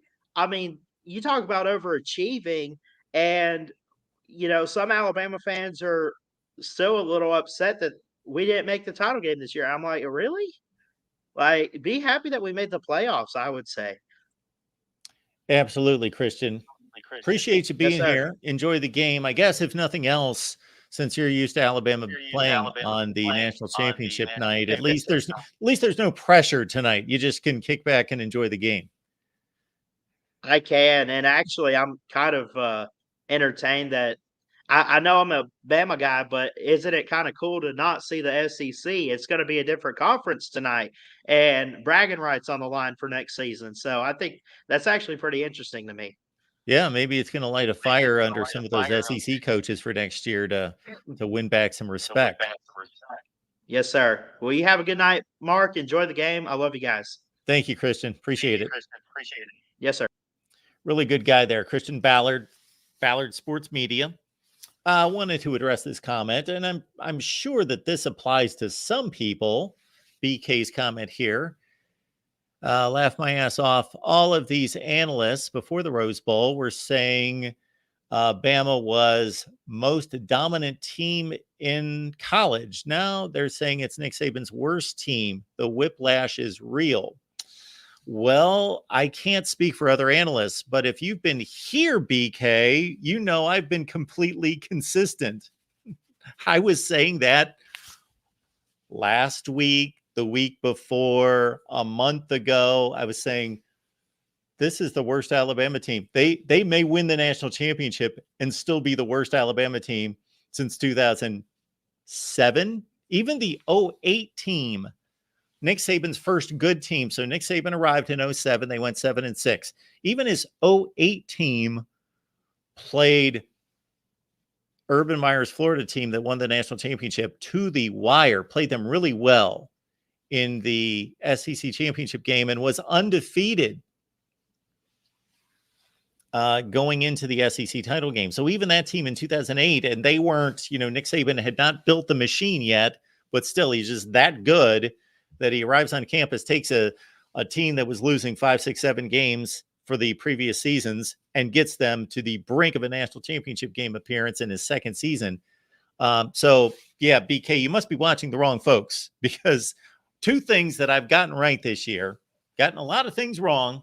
2 things I got right. Number 1 was that when Alabama lost to Texas, oh my word, I should look up that live stream from that post-game show that we did, as we do every Saturday night. I know this isn't a good programming plug right now because it's 8 or 9 months away at this point, but you got to be here after Saturday football, late night with us at the Voice of College Football. We take your calls. We wrap up the day in college football every Saturday. But shoot, I remember it. Everybody, well, Bama's done. They suck. They're awful. Da-da-da. They're not going to win. They're going to go 8-4, 9-3, whatever. And I'm like, whoa. I'm going to stay with my national championship pick of Alabama. They're going to get this right. Nick Saban has proven this way too many times. He'll get it figured out. He'll figure out what to do with Milroe or another quarterback. And then the other thing I got right was saying the entire season, this is a pretty ordinary Alabama team. Again, this is by Alabama standards, which when you really grasp it, when you really take it in, it's incredible. Yes, this was Alabama, BK. This was Alabama's worst team since 2007. Maybe the 10 team you could put in there, possibly. And maybe not even the 19 team, even though they lost 2 games in 2019. Henry Ruggs, Jerry Jeudy, Mac Jones at quarterback, Najee Harris at running back. No. This is their worst team since 2007. And I've been consistently saying that the entire season. And I still picked them to win the national title or to play in the national championship game. All right. We've got a comment coming in from Jess. Jess, what you got here? The X factor in this game is Michigan's defense. It is built to face an offensive attack like Washington. Example, Ohio State, who had a better quarterback. Ohio State, who had a better quarterback and receivers. Okay. There's a lot to dissect here. Or maybe there's not a whole lot to dissect, but there are some things to tackle here, Jess. First of all, this is just terminology. I consider an X factor to be more kind of an unknown, a wild card. We don't really know. We're not confident about that player or that position. It could go either way. That's what I consider to be an X factor. Tyler Morris against Alabama, X factor. Tyler Morris did nothing the entire season. Extremely fast, talented athlete. And we actually mentioned Tyler Morris and talked about Tyler Morris before the Rose Bowl to say, who could be some of those players that have not gotten any run the entire season? But what happens many times between the end of the regular season and the bowl game is that coaches get to assess, kind of reset, reassess. They've got 4 weeks, reassess things. Some of those players that were so highly touted, maybe they got nicked up in August, September. Maybe they didn't quite catch on to the scheme. Maybe they're just playing behind 2 or 3 players that are just so talented or just so good, and veteran players who really know what they're doing, and the coaches aren't going to move off of those players. But now, because of a few injuries or that particular player emerging, working for months and months and months and getting ready, and then all of a sudden you see an emergence from a player or two, and we saw that. Not that that particular player, let's say it's a wide receiver, is going to come out of nowhere where they caught nothing the entire season and all of a sudden they're catching 12 passes for 180 yards. No, but are making a play or two in a big situation like Tyler Morris did. So to me, that's more of an X factor, but that's just semantics. So to you, I believe you're saying more X factor as in this is what's going to win the game. And you're looking at the Michigan defense. And that makes total sense. Now, in terms of facing an offensive attack, Ohio State over the past decade has been arguably the best offensive football program in the country. Arguably, it's close. Clemson for a time. Georgia recently, Alabama, of course. Anyway, has been Oklahoma. But Ohio State's been right there. This Ohio State team, though, yes, skill position players, Travion Henderson at running back, all those wide receivers, yes, NFL tight end, Cade Stover. But Kyle McCord, I defended him much of the season, serviceable, good quarterback, depending on your definition of good. It's a top 25 or 30 quarterback in college football, but not. That's where your statement breaks down. Michigan has not seen Washington. They've not seen Michael Penix. And understand that the wide receiver position is the most dependent position on a football field. It's the most dependent position. If you're a linebacker, you're somewhat dependent on the defensive line to keep you free from blocks so you can run and move and do your run fit and make the tackles. And if you're a running back, you're, of course, dependent upon the offensive line to block for you. And you're the quarterback, you're dependent on the receivers catching the ball and the offensive line blocking for you. But there is no other position in football that is more dependent than wide receiver. Wide receiver needs the offensive line to block for the quarterback, who then needs to deliver the ball to them. So they can be taken out of a game by poor play around them more than any other player. They can't force the issue. They can't do anything to get the ball into their hands, basically. So we can make a direct comparison, which I will be apt to do, between the Ohio State wide receiver core and the Washington wide receiver core.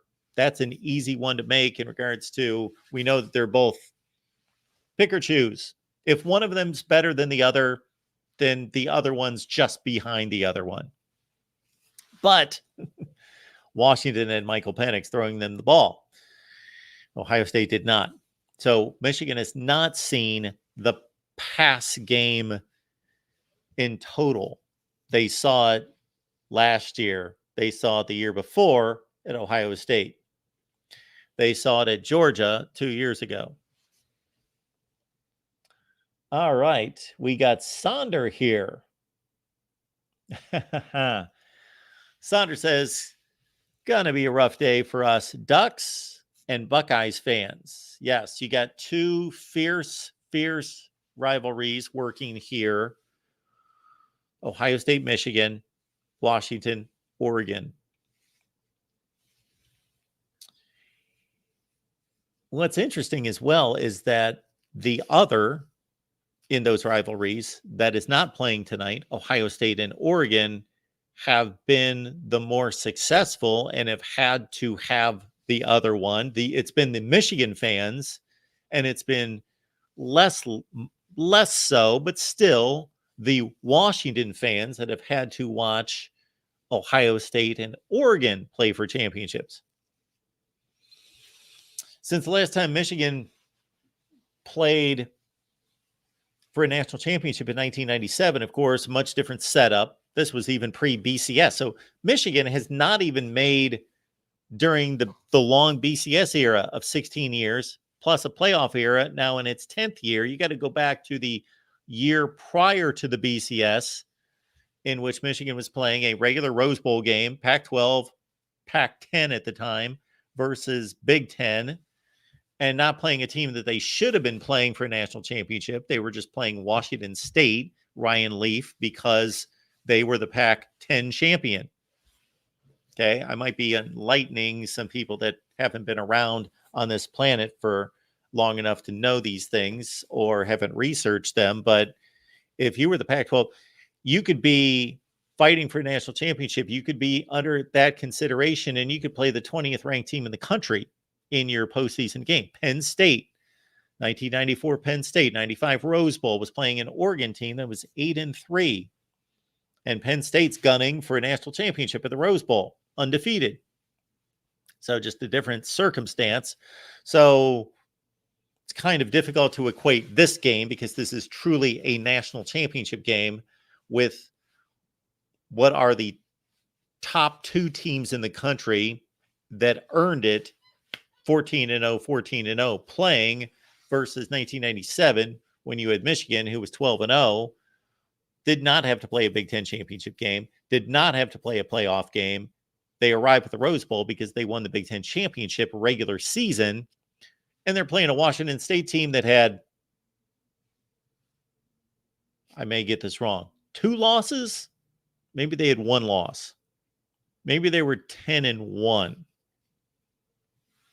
Anyway, they had no shot at winning the national championship. I think they were number 8 in the country. So here's Michigan, number 1, and they're playing number 8.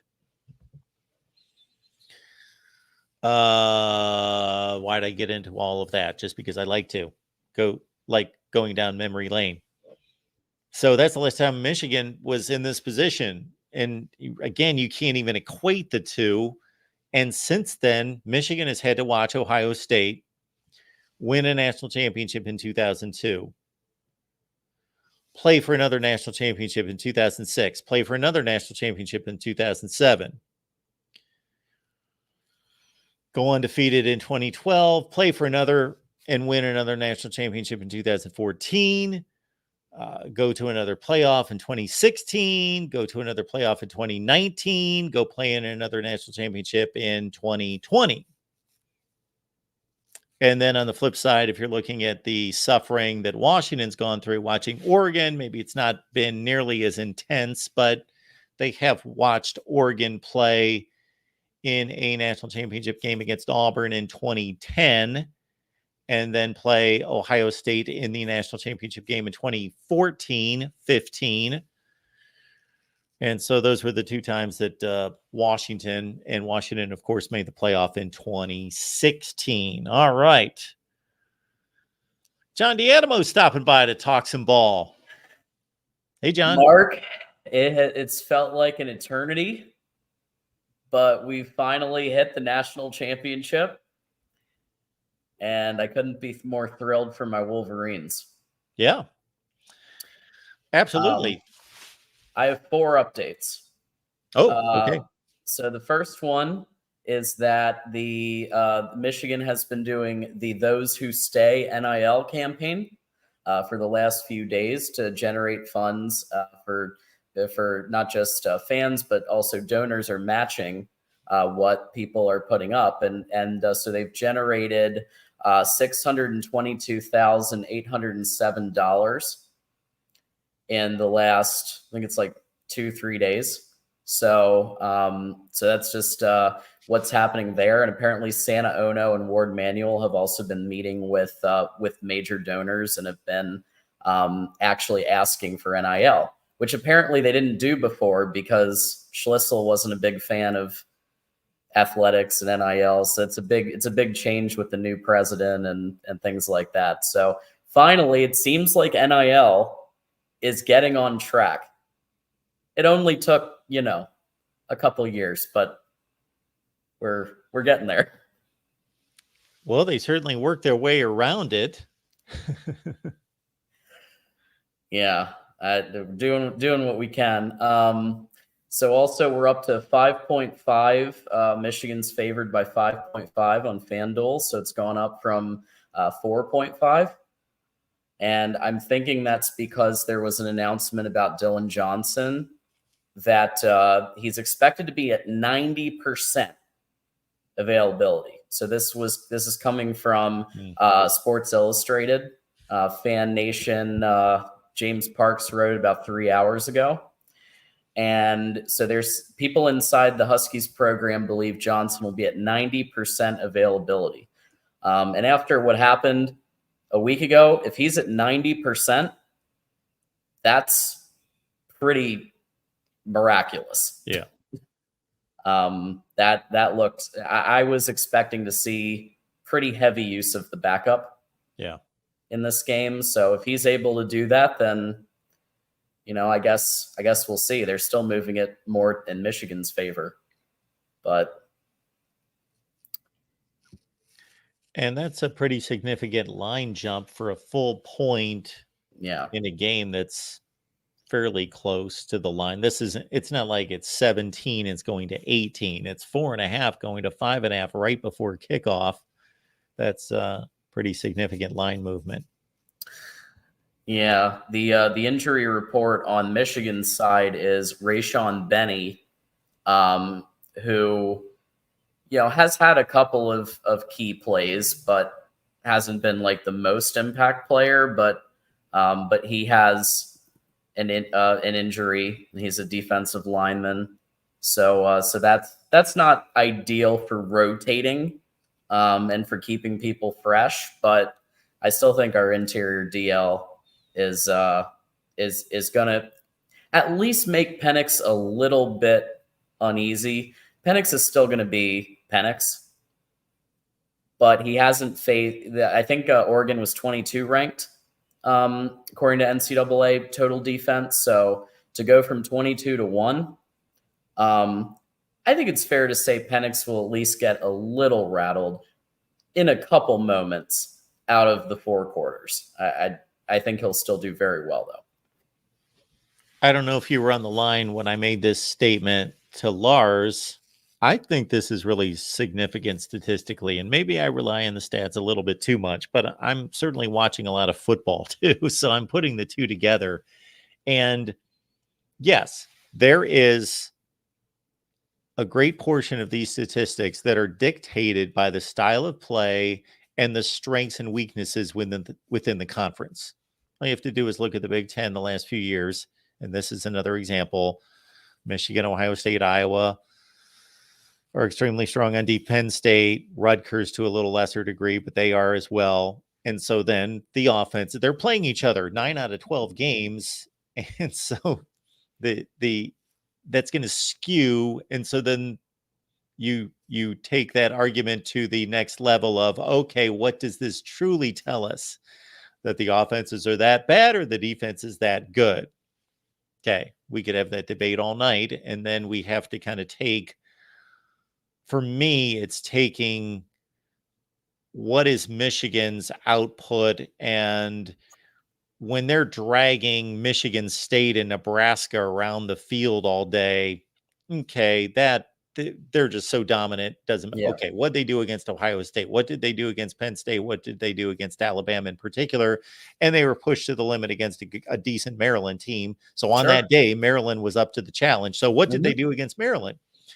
And what I come back to that kind of hit me in the face is here's this defensive conference, and here's this Washington prolific offensive attack. And again, USC, Oregon, all these great offenses. The defense is not quite as good. So you see the same skewing toward the top on the offensive side.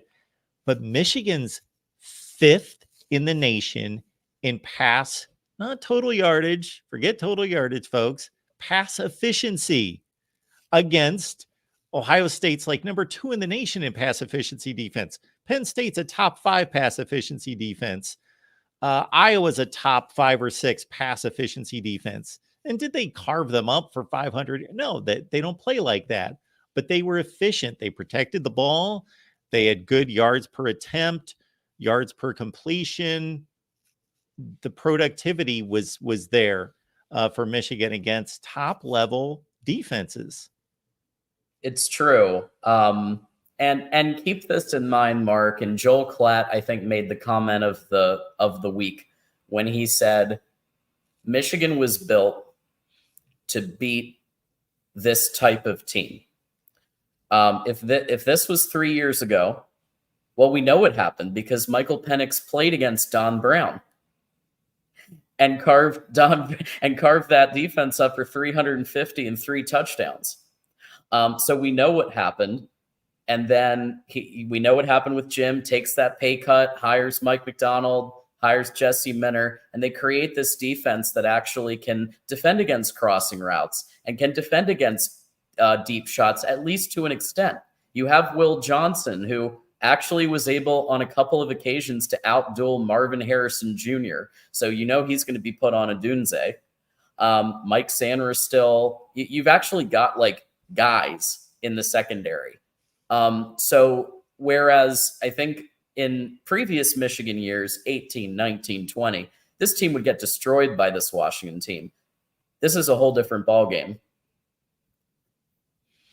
Yeah, it's a great point. It's a great point. And this Ohio State team is not the one to compare.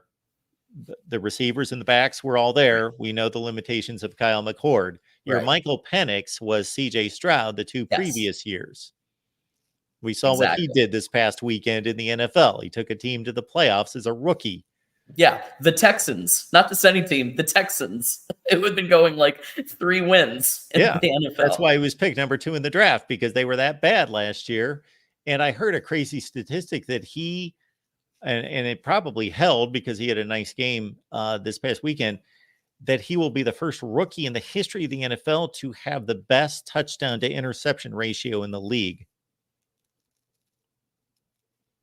Wow. I can see it. So, yeah, Michigan has been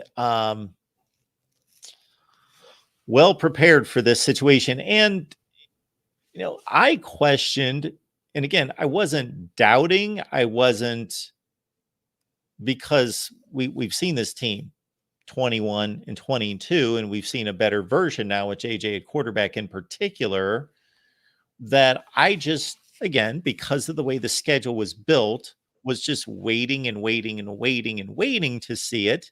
And then they were pressed into duty against quality competition. And so they're arriving that, and if they were never battle tested, they certainly were at the Rose Bowl. So they're battle tested. They've played 4 close games, one really, really down to the wire, and the Ohio State game practically at that point. So they're battle tested, just like Washington. I know that this has been played up a lot. And Lars, of course, he's going to point this out because he's a Washington guy, and that's who he's focused on all year, that they've won these 10 games against ranked teams. And Kalen DeBoer, well, that's going back to last season as well, undefeated against ranked teams, and they played all these close games, and so they're just used to it. Well, yeah, Michigan wasn't used to it in mid-October, but now they are. Yeah, I definitely think that, yes, we're battle tested. Yeah, if you can say what you want about the cupcakes in the first 6 games. What you will see, though, if you remember the Nebraska game, I was just on with Justin Adams from the Nebraska show. You know, he has the new Big Ten show with Sonny Varma, and I was on that. And he was reminding me of the Nebraska game and how JJ was actually like carving them up. And I went back and I watched, and I'm like, oh, we might actually see something like that against Washington because they have the 94th, defense in the country. We might actually see something similar to that instead of, JJ's not injured anymore. They're at full strength. Rashawn Benny's the only injury that I know of. So I think you're going to see a more prolific offense than against, top 20 Bama, top 20 Iowa, top 20 OSU, and top 20 Penn State, and Maryland, who acted like they were top 20 that week. I think you're going to see more offense from Michigan. And watch for the coin toss. That very beginning at 7:45 p.m. Eastern. Watch the coin toss, and you might actually see if Michigan wins, they might elect to go first because they're going to want to establish time of possession and establish their style of football. And Washington, of course, is going to want to go first if they get it because they can score 7 points like that, right? So whoever, the coin toss right away is going to determine, I think, the tempo, at least for a little while. Interesting. Yeah. Because you would just think, okay, we got the best defense in the nation. We want to put them on the field. And I also think that that's a good strategy in general. Again, each case, each opponent's different because of that possible turnaround from first half to second half, that if you can play it the right way, then you can get that final score in the first half, and then boom, we get the ball back to start the third quarter. Yeah, I mean, conventional wisdom, Michigan normally does defer. I'm just saying this one time, it might be to their benefit to consider going and establishing their style of football. Because if they do that and they have like an 8-minute scoring drive and then they go all out on defense to keep Penix to 3 or 0, then Michigan's playing their style of football. It pretty much the whole first quarter. Most of the first quarter. So that could really set the stage. But I know you have some super chats and a caller, so I'm going to let you go. Just I'll be on later to call in for the post game for a bit. And tomorrow night, 8 p.m. Eastern, we'll be celebrating with Dennis Fithian from Maize and Blue Review on Michigan Wolverines Live. Thanks for calling, John. Enjoy the game. This is what you've waited a lifetime for, so soak it up. Pretty much. Thanks, Mark. And go blue to those who are Wolverines in chat.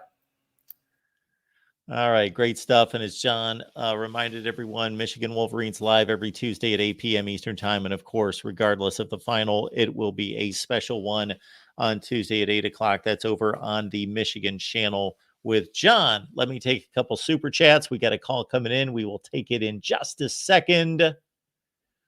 we've got Gixer Squid. What you got, Gixer? We appreciate you being here, and thank you so much for the contribution. If Michigan wins, then they will forever have an asterisk next to their win, i.e. Connor Stallions. Just my honest, maybe I should go to my glasses here. We've got a 0.02. Appreciate you and the Voice of College Football community. Fight on. Gixer Squid, thank you so much for being here. Appreciate you. I don't think that this is the night to address that in length. We, of course, were all over it at the time. I will say it simply this way. Nothing else comes out about that situation that I am fully convinced, I am fully satisfied with the outcome and Michigan's ability to overcome all of that and win a national championship this season or go to a national championship game, even if they lose tonight. We will see how all that plays out in regards to if anything else comes out that adds to the narrative and adds to the guilty. All right. All right. Gixer, thank you so much for that. And I have no... Most of life is not necessarily black and white. These type of situations are complicated. Therefore, I have no issue with anybody out there that says, you know what, they cheated. I don't want to see a national champion who cheated at some point in the season. And we do know that they cheated. I get piled on by Michigan fans when I make that statement. But you need to understand where I'm coming from with that. We know that there was an individual, his name's Connor Stallions, within the Michigan football program who cheated. And we know that there was a linebackers coach who, and I don't want to mess this up, so I will not extend this point because I had a good grasp of it at the time, but have kind of forgotten what his knowledge of. There was some connection there where there was some knowledge by Partridge, and therefore, of course, he was let go. Okay, that's all we know at this point.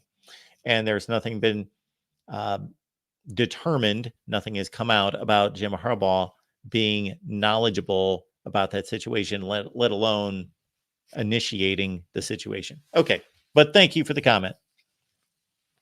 And we've got Sonder. I think Michigan has an elite defense, but I believed their defensive ranking is a little bit skewed because the Big Ten lacked explosive offense. Yes, that is a point that we were discussing just a minute ago, and I would agree with that. They played 3, Nebraska, Minnesota. Who would be the other one? Purdue. 3 pretty lousy offenses from the Big Ten Western Division. And Indiana and Rutgers. Yes. Ohio State, despite their step back on offense, still, that was one of the 15 or so best offenses in the country. Travion Henderson, the offensive line, the receivers, Kyle McCord. Yes, that was still, you look at the talent and the production at Ohio State, yards per play, they were still 17th in the country, playing Michigan, Penn State, even with this Missouri garbage effort, and Maryland and other teams that Ohio State played. So, yes, but who is truly explosive? Where are the explosive offenses in college football? Okay, is it Oregon, Washington, USC? Are we going to put Texas in that category? Okay.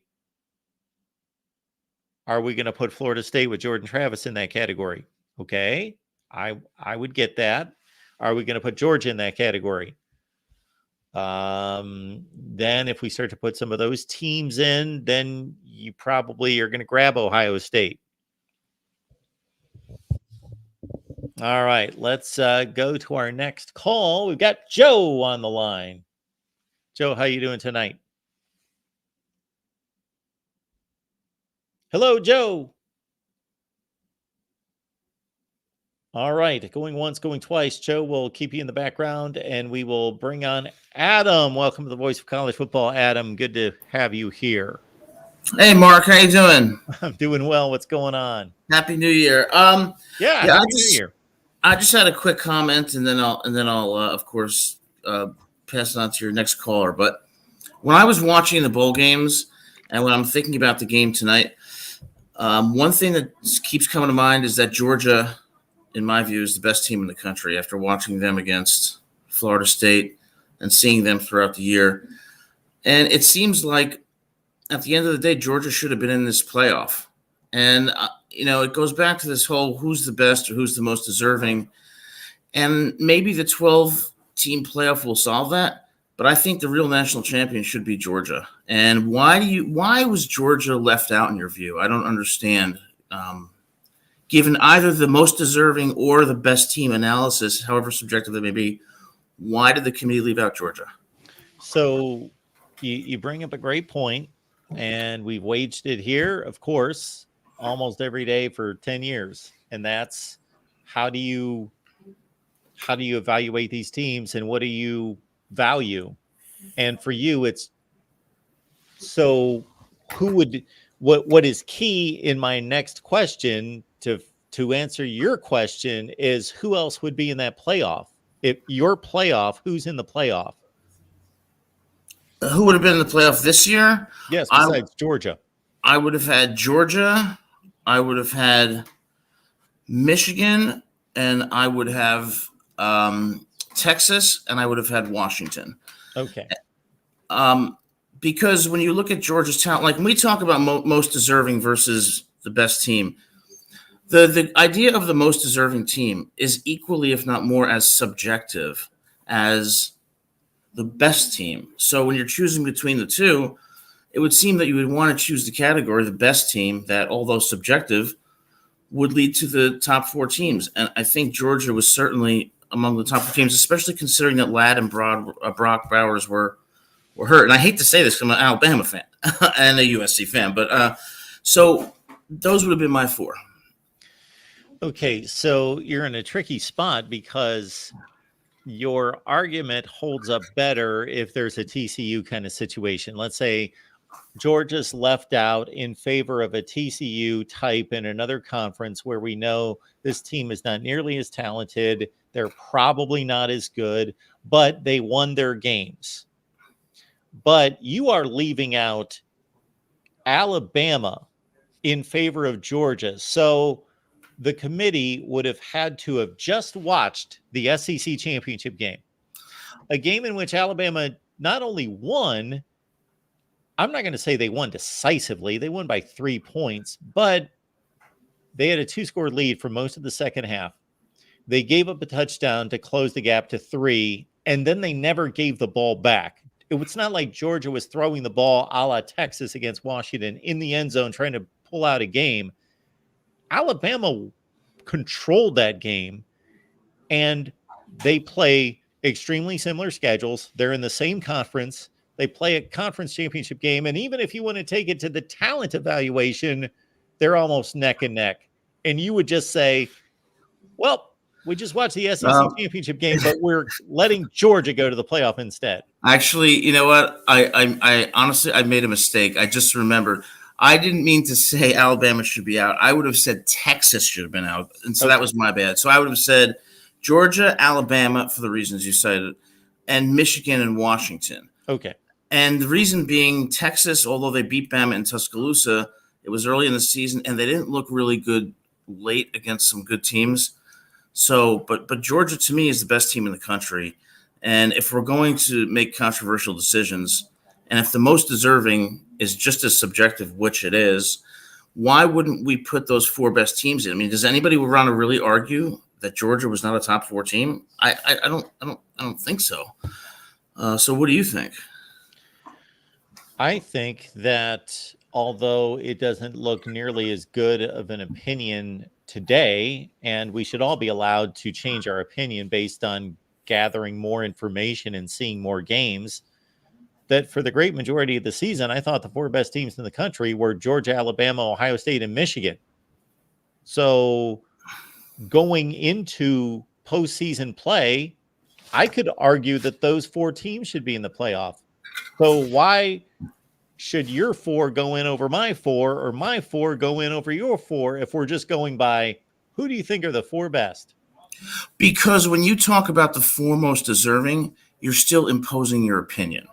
You're still doing the very same thing you're doing. It's less of an opinion, though, because we do have conferences and we do have something called wins and losses.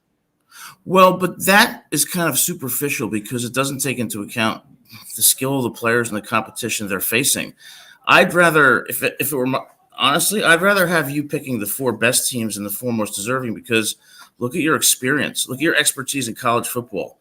Why would you pick the 4 most deserving? You're engaging in the same subjective analysis under the guise of being objective, but it really is the same thing.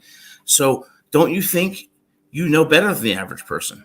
And your opinions are very reasonable. So why not choose that category over most deserving?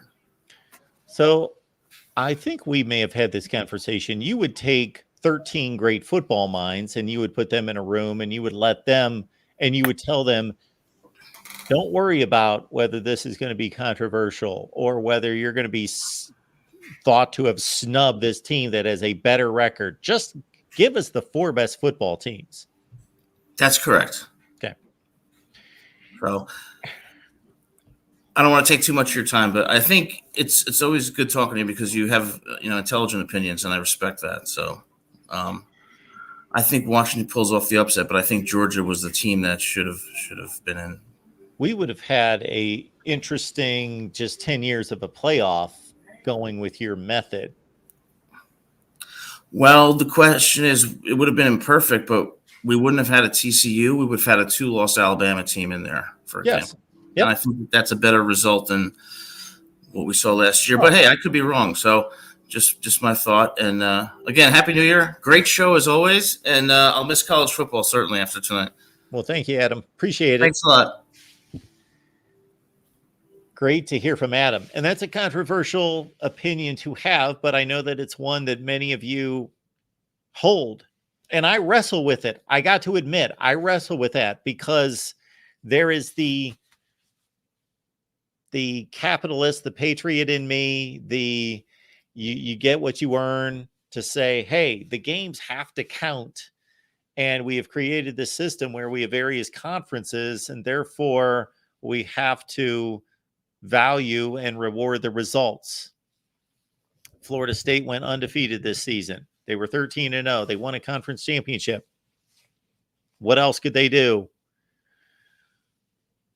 But we did see Cincinnati in a playoff. We saw TCU in a playoff. We saw Michigan State in a playoff. 2015 is an interesting case because if we take Adams' recommendation to the hilt in 2015, Michigan State beat Ohio State on the field. And the way things played out, Ohio State still had playoff credentials. They were an 11-1 football team. So it's not like they lost a string of games, but they were the defending national champions and they brought almost everybody back. And they just had that one slip up in the rain at home against Michigan State. But Michigan State was a pretty ugly football team. They lost to a 5-7 Nebraska team. They needed that. Should I remind all of you Michigan fans, that ridiculous, what was your punter's name? The punter who just threw the ball up in the air. That's the worst thing he could have done there. And if you don't know what I'm talking about, you've got to look up 2015 Michigan State. Look it up on YouTube after you're done watching us. 2015 Michigan State. Look up this play. All Michigan needed to do was snap the ball, catch the ball, and not even punt it. Just of course, the conventional thing is you catch the ball, you punt it, you're the punter. But if something goes wrong, just lay on the ball, just protect the football, and the game's over. There's not enough time. But the Michigan punter basically handed the ball through a nice little flop pass to the Michigan State defensive back who ran for a touchdown. And so Michigan State was kind of like a 3-loss team. But they squeaked through and they won the Big Ten championship. They won the Big Ten championship against an Iowa team that was undefeated. But again, that's another story. Bad schedule, squeaked by. So Michigan State beats an Iowa team that's probably about the 20th best team in the country. And so Michigan State earns the spot in the playoff. Ohio State doesn't. Everybody in the world that knows football knows that Ohio State's better. They're more talented. They just won a national championship. And Michigan State goes out and gets slaughtered by Alabama 38-0. Would it not have been just a special game to see Ohio State and Alabama play in 2015? Wow. And we could go through a few other scenarios like that. Hey, we just saw one last year, TCU, 65-7. We hardly see any 65-7 games from week to week. Alabama and Georgia, and throw in your another elite team in the blank. They're not waltzing through 65-7 games from week to week, even in their non-conference most of the time. They play like one, maybe two of those kind of games all season. We had a championship game. Think about how horrible that was. We watched aside from scandals, aside from allegations and dirt off the field that affects on the field, not talking about those sorts of things, infractions, and really the horrible things that have happened in college football, both from a cheating standpoint and from a savory, like not savory, awful standpoint, thinking of like Penn State, those sorts, put those aside. Just talking about what has happened on the field that has been a black mark or a black eye to college football on the field. I can't think of a worse look for college football than playing a national championship game. And this falls right into Adam's lap in regards to his argument, than playing a national championship game that was 65-7. Just that's like Alabama playing the Citadel. And no, do I think Georgia would have typically beaten TCU 65-7 if they played 10 times, if they could have played 100 times? No, but they're usually winning 45-17. They're going to beat them by 4 touchdowns most of the time. That was just the perfect storm of just awfulness is what that was. So Adam's got a great point. He really does. Now that would be so incredibly controversial, and we've made our way to a 12-team playoff, so that's not going to have to be done going forward. The best teams are going to be there. Georgia would be in a playoff this year. Oregon would be in a playoff. Ohio State would be in a playoff. Florida State would be in the playoff, injured quarterback or not. Shoot, even if the third string quarterback got hurt in practice during playoff practice and they had a 4th-string quarterback, Florida State would have been there. So we will not have to wrestle with these issues going forward.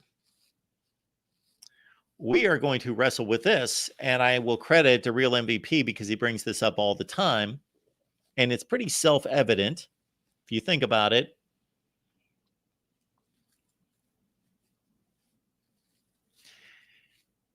The second-place teams in the SEC, and here he is. I'm going to play right into his lap here. And, Joe, I'm going to get to you again. We tried to take your call, and we could not connect with you.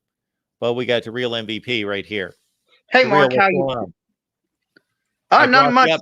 I brought you up just a second ago, so I'm going to finish my point, which plays off something that you bring up all the time concerning, look at what we have this year. We have, going forward, 2 SEC teams and 2 Big Ten teams in the playoff is what we have here. And now we've got an all Big Ten championship game. We could have had an all SEC championship game. Point being, look at everybody, even outside the playoff, that are the best teams. Georgia, Oregon, Ohio State. They're all SEC and Big Ten teams. So I was getting to your 5 seed argument about this being a second place team in the SEC or the Big Ten and just having a cakewalk into the next round, into possibly the championship game. Possibly, but I think the 1-8-9 quadrant is going to provide some competition, because that would be probably the SEC or Big Ten champion, the third best SEC team, or the third and fourth best Big Ten team usually. So I think that Final Four game will provide some exciting matchups. I mean, this year it would be Michigan-Washington most likely in the semifinal. I'm sorry, not the championship game. Yes, the Final Four. I was talking about, yes, the first 2 games of playing, as you have stated in the past, and we've had this discussion, playing the Liberties of the world as the 12 seed in round 1, and then playing the 4 seed, who's going to be the worst of the conference championship teams. I saw a projected way too early top 25 today that had Arizona as the highest ranked Big 12 team. So Arizona playing in the playoff against the second place team, let's say in the SEC, playing Alabama or playing Ohio State.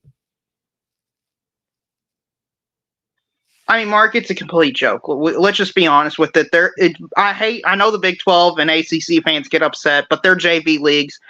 Florida State and Clemson have been the only 2 teams that have shown any potential over the last decade, I would argue, that they can even compete with the 4th or 5th at best SEC and Big Ten team going forward. And I was actually thinking about this, Mark. You know how the Pac-12 is gone because, as I said, they usually don't care about football out there, so their conference went bye-bye. What about instead of having the Rose Bowl be a Pac-12 Big Ten matchup, we just have it as a Big Ten versus Big Ten matchup, okay? So let's say Michigan's the 1 seed, okay? They get the Rose Bowl. And the next highest ranked team that Michigan hasn't played on its schedule, they'll play in the Rose Bowl.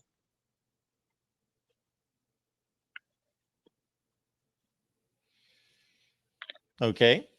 I think an interesting concept. Yeah, I think it would be more interesting than watch Michigan wax Liberty and wax Florida State or Arizona, Oklahoma State. You know, these, no offense to them, has-beens. Just irrelevant teams when it comes to the top of the college football playoff picture.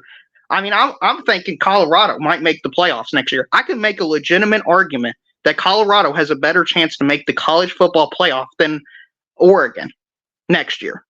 And that shouldn't exist. Okay. Well, I think you're taking a little bit too much away from Clemson and Florida State currently. I think that they could still play on a high national level. I believe I started this with saying the only 2 teams in the last 10 years to show any sign is Clemson and Florida State. Yeah. So take them out. I mean, who wants to see Louisville in the playoffs? Who wants to see Kentucky? Who wants to see Iowa State? Who wants to see North Carolina State? I don't. Did you just throw Kentucky in there? Yeah, I don't want to see them in there. They play in the SEC. Yeah, I don't want to see them in there. We would get trounced. If somehow they made it in as a 9-3, 8-4 team, we would get trounced in the first round. Because Kentucky, that's the only way they're going to backdoor their way in. They're not going to be 10-2 or 11-1. I don't believe so for the rest of time, barring something transformational happening there. Okay. But anyway, Mark, I want to talk about tonight's game because that's why we're all here. I think Michigan is the better team out of these 2. I think Michigan will play as if the better team, but I still think there's a possibility Washington wins this game. I mean, Washington has been doubted the entire season, and they just find a way to win. And I want to pick Michigan to win this game, 31-28. That's the score I think I'm going to lock in, but it would not surprise me at all if Michael Penix just outplays Michigan's elite defense. Like, I think we'll look back at this and think this could be an all game for all the ages.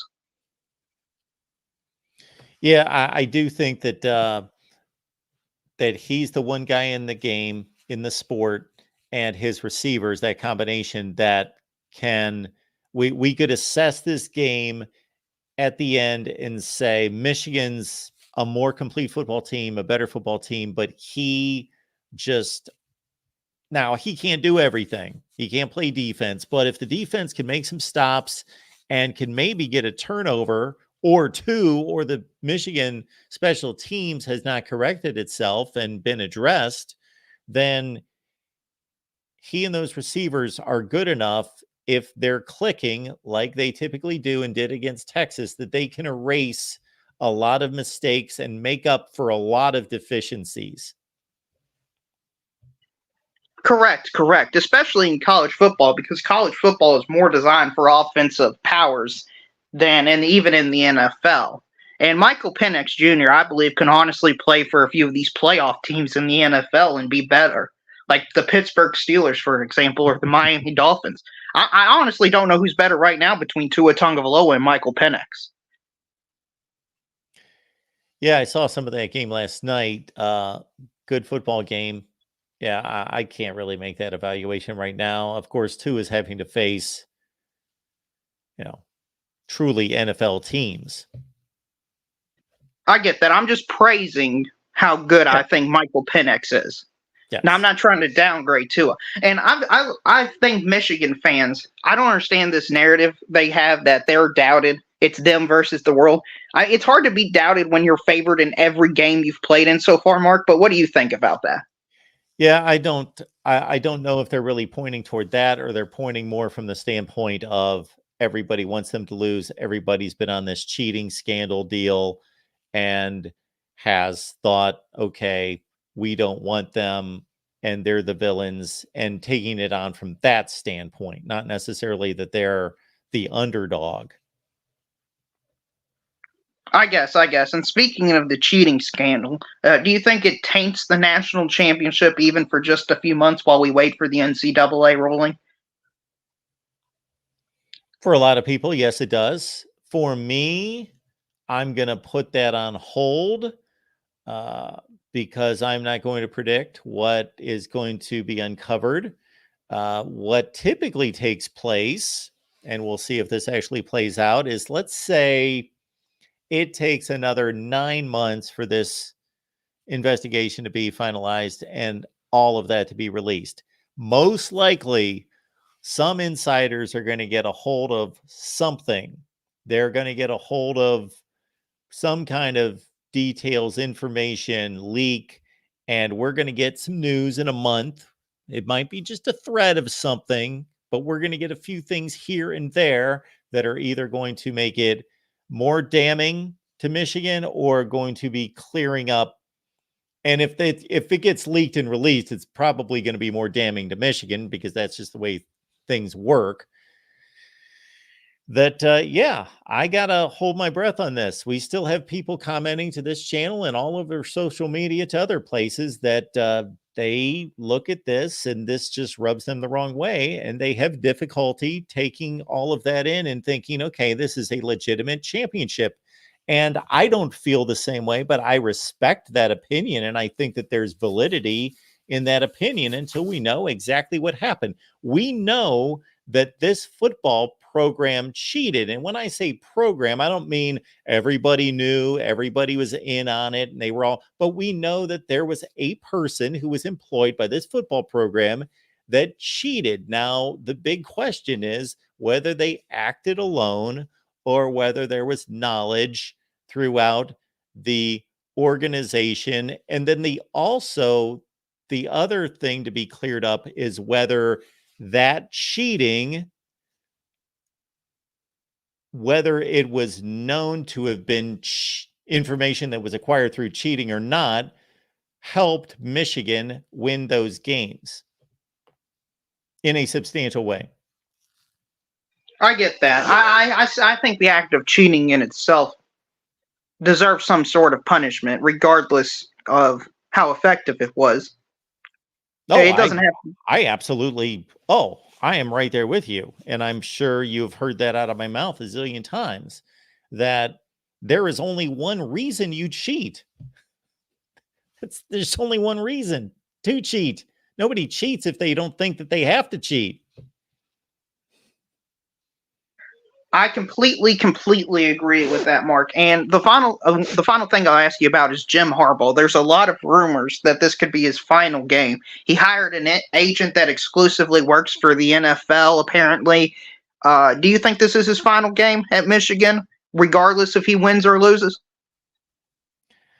I'm just taking a guess. I don't know the man. I don't know what's important to him besides, of course, he loves football and loves winning. And I do think that there's a challenge in the NFL. Of course, he's coached there and he coached the Super Bowl.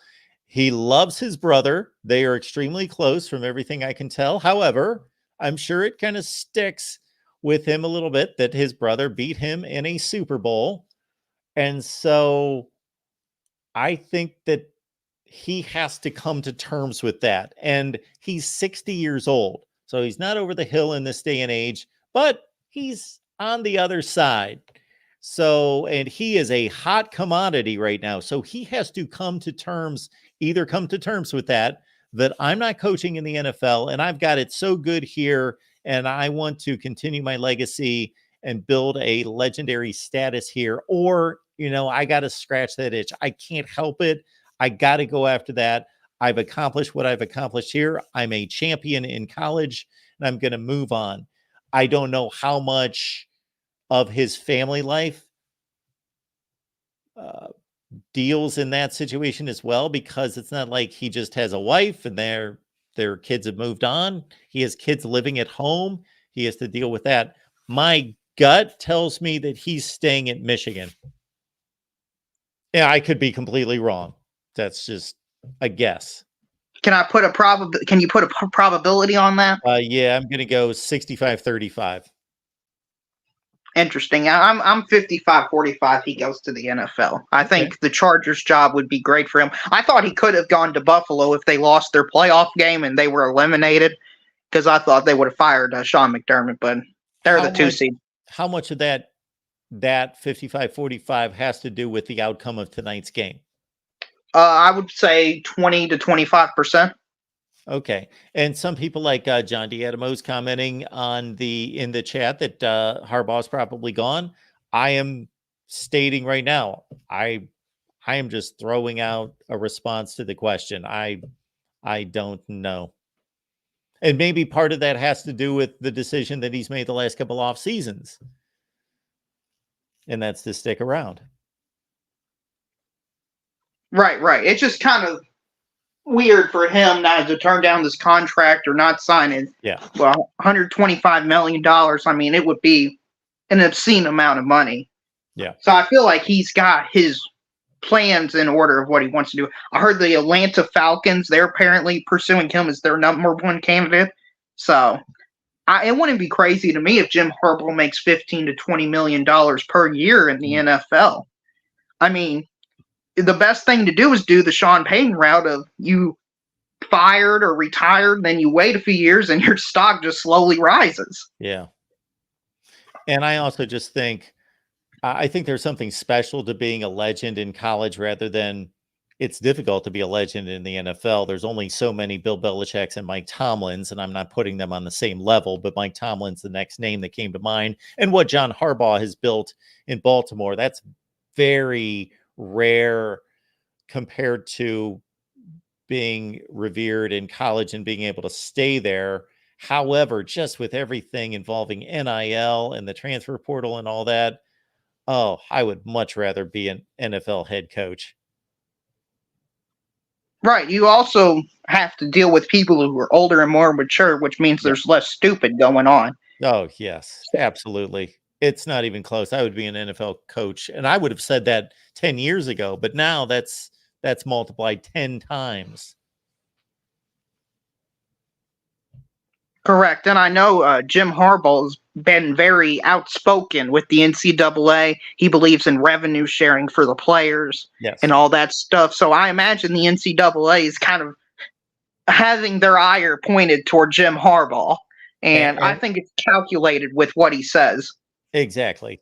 I heard those comments out of him again a couple days ago and thought the same thing. Okay, maybe this is telling us that but you don't know with him because he kind of tells it like it is all the time anyway, but is he more apt to do this because he's thinking, I'm gone anyway, so I might as well leave some parting shots and let people know, hey, this is the way things should be done at this level, and I'm not going to have to deal with it. Bye.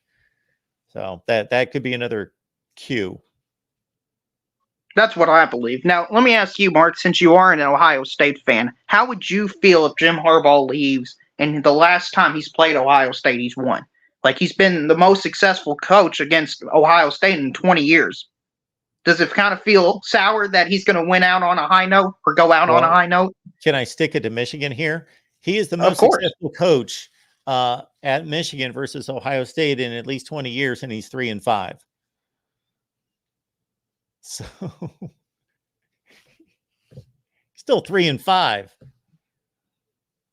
So fine. Yes. I want to win every game, and I want to win all the rivalry games against Michigan.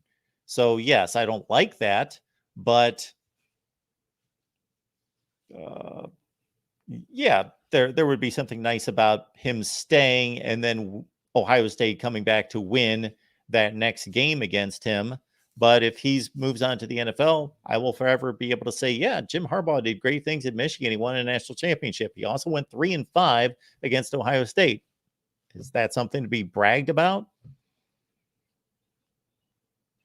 Apparently, Mark, because, as I've said before, the standard is just different between Ohio State and Michigan. Just different. And Mike Rotunda, I've got Michigan winning this game 31-28. I'm not confident in that prediction at all. But you know what? That's what I've got. It wouldn't shock me if, to me, I think there's almost no way Washington looks like the better team, but I can see plenty of scenarios where they win the game. I can't see that for Michigan. If they're the worst team, I think they lose. Okay. Yeah.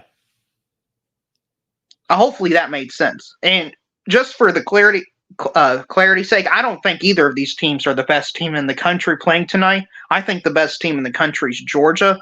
I think they just played a B- game against Alabama, and Alabama played an A+ game.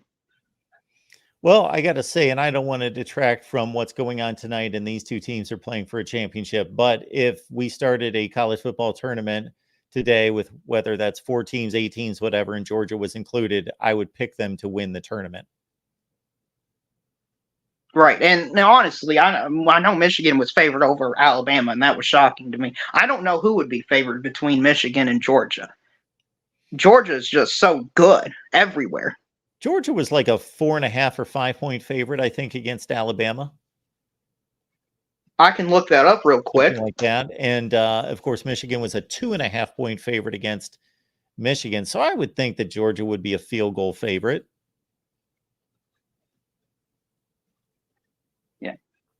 So Michigan anyway, Mark, only a 4 point favorite against Ohio State at home. So that makes them just a slight, very slight 1 point favorite at a neutral site. You think that could be because of the talent gap, but I heard that doesn't matter. So maybe it's because of the culture and the development. That's right. That doesn't matter. These two teams could have had the 65th ranked recruiting classes, and they would be playing in the national championship still. Right. I looked up the line. It opened at 6 for Georgia and ended at 5.5. Okay. Which is more than what Michigan was favored against Alabama. Yeah, 2.5, I believe. So anyway, Mark, that's all I got for you this evening. Good luck to both teams. Thanks to Real. Appreciate it. The Real is no longer fighting on, I guess, at the end of his calls. All right, we got our final call. We got Peter on the line. Peter, what's going on tonight? Hey, how's it going, Mark? Thanks for doing these live streams. I really appreciate it and love watching them. So being a Buckeye fan, I've accepted the fact that I think Michigan's going to win. I've mentally prepared myself. And as I go out and about in my work and my daily life, I will have to encounter and have those discussions and begrudgingly offer my respect. Yes, you're the Ohio State fan who resides in Michigan, correct? I'm in Michigan, yes. Yeah. So that's just the way it is, and I'm not leaving anytime soon, even though Ohio State's dominated. But like the Real said, and like you said, hey, Harbaugh's 3-5 against Ohio State all time. If he stays, I'd love to beat them in 2024 with a depleted roster. And yeah, it'll stink to watch them win the national title. It really, really will. But, you know, I think they lose a lot. And I think their staff gets plucked this offseason. It's already rumored that Mike McDonald is interviewing with the Washington Commanders. I don't know if that was mentioned previously or not, but their staff is really going to get plucked. And I agree with Darrell. I think it's either the LA Chargers or the Vegas team, Las Vegas. I don't see Harbaugh going to Washington, even though Howell was leading the league in passing yards at one point this season. But yeah, I unfortunately do see Michigan winning 28-25 tonight. That's my score prediction, official prediction. I think Penix is going to have between 300, 350 yards passing, but I think they'll be settling for a couple field goals because Michigan's defense is stiff in the red zone. What can I say? They're very, very, very tough to get in the end zone against. And I think Blake Corum is the difference tonight. Okay, and they're going to get to a 25 with a 2-point conversion. Sounds like some kind of oddity in scoring. Yes, I think so. Yeah. So they could be a 24, but if they go for 2 once, then it's 25. So that's what I see as it unfolding tonight in Houston. I saw that the leak was roofing in Houston in the stadium actually on Instagram just before I jumped on. The leak? There's a leak. Apparently it had been raining or something, and the roof is leaking on the Michigan end zone. Oh. So maybe that's a bad omen. I like it. That is weird. It is strange because it's a dome. It's a dome stadium. I know the roof can open, but yeah, there's some kind of leak that Sports Center's Instagram page posted, and it's kind of humorous. Doesn't sound like it's a night in which they would want to open the stadium, though. It doesn't. So I'm confused. I'm thoroughly confused, actually. Yeah. Well, they had that issue with Milwaukee's baseball stadium about 15 years ago, where they had to shut the stadium down for like 3 weeks and move games all over the place. But wow. Yeah. So interesting kind of oddity before the national title game kicks off. But I didn't get to catch too much of this live. Did a lot of the people predict Michigan to win or Washington, or is it kind of split, or what are people thinking out there? Well, number one, we've got more Michigan fans here than anything. And especially Washington fans. So it's not even close there. So we're going to have more Michigan predictions. I picked Michigan to win. It's out there. It's on the record. Yep. And I just think that they're a more complete team. They have more paths to victory. I think Penix and those receivers have to be lights out. And I don't want to discard their offensive line being as good as it is, and that Dylan Johnson's a really good back. Hopefully he's healthy enough to be a factor. And I want people to be healthy. And the defense, the rankings and the statistics belie how good the defense is. I'm not selling this as a really good defense, but they are better than their rankings. They were beat up most of the season. They've gotten healthy late. That's a good point. And I really hope Johnson's able to go just like you said. I mean, you want to see strength versus strength, right? Especially for the national title game. So we'll see what happens tonight. Are you going live after the game or no? Is that too late? Yeah. Okay, I'll try and be back. I'm going to do something on my own channel after the game. And go Huskies. Where them dogs at? See you, Mark. Appreciate you. Enjoy the game. Yep. Thanks. Bye-bye now. All right, great stuff there. We will be here at halftime. So we will cut in at halftime, take your questions, comments, and do a quick hit at halftime. And these national championship game halftime seem to drag on forever. Who knows who's going to be out there shaking their rear end around, dancing, singing, doing whatever they're doing. So whatever lights are going to be going off and explosions at halftime that seem to be like the typical halftime show, that they all look the same. After they invented pyrotechnics, they seem to all take on the same look to me, at least. But I'm an old guy, All right, so we'll be here at halftime for 15, 20 minutes. And then we will be here after the game to take your calls right here at the Voice of College Football. Appreciate you being here. On your way out, please hit the like button and subscribe, of course. And Michigan, Washington, we've got the Wolverines winning 34-24. That's the pick right here at the Voice of College Football. We will see you at halftime.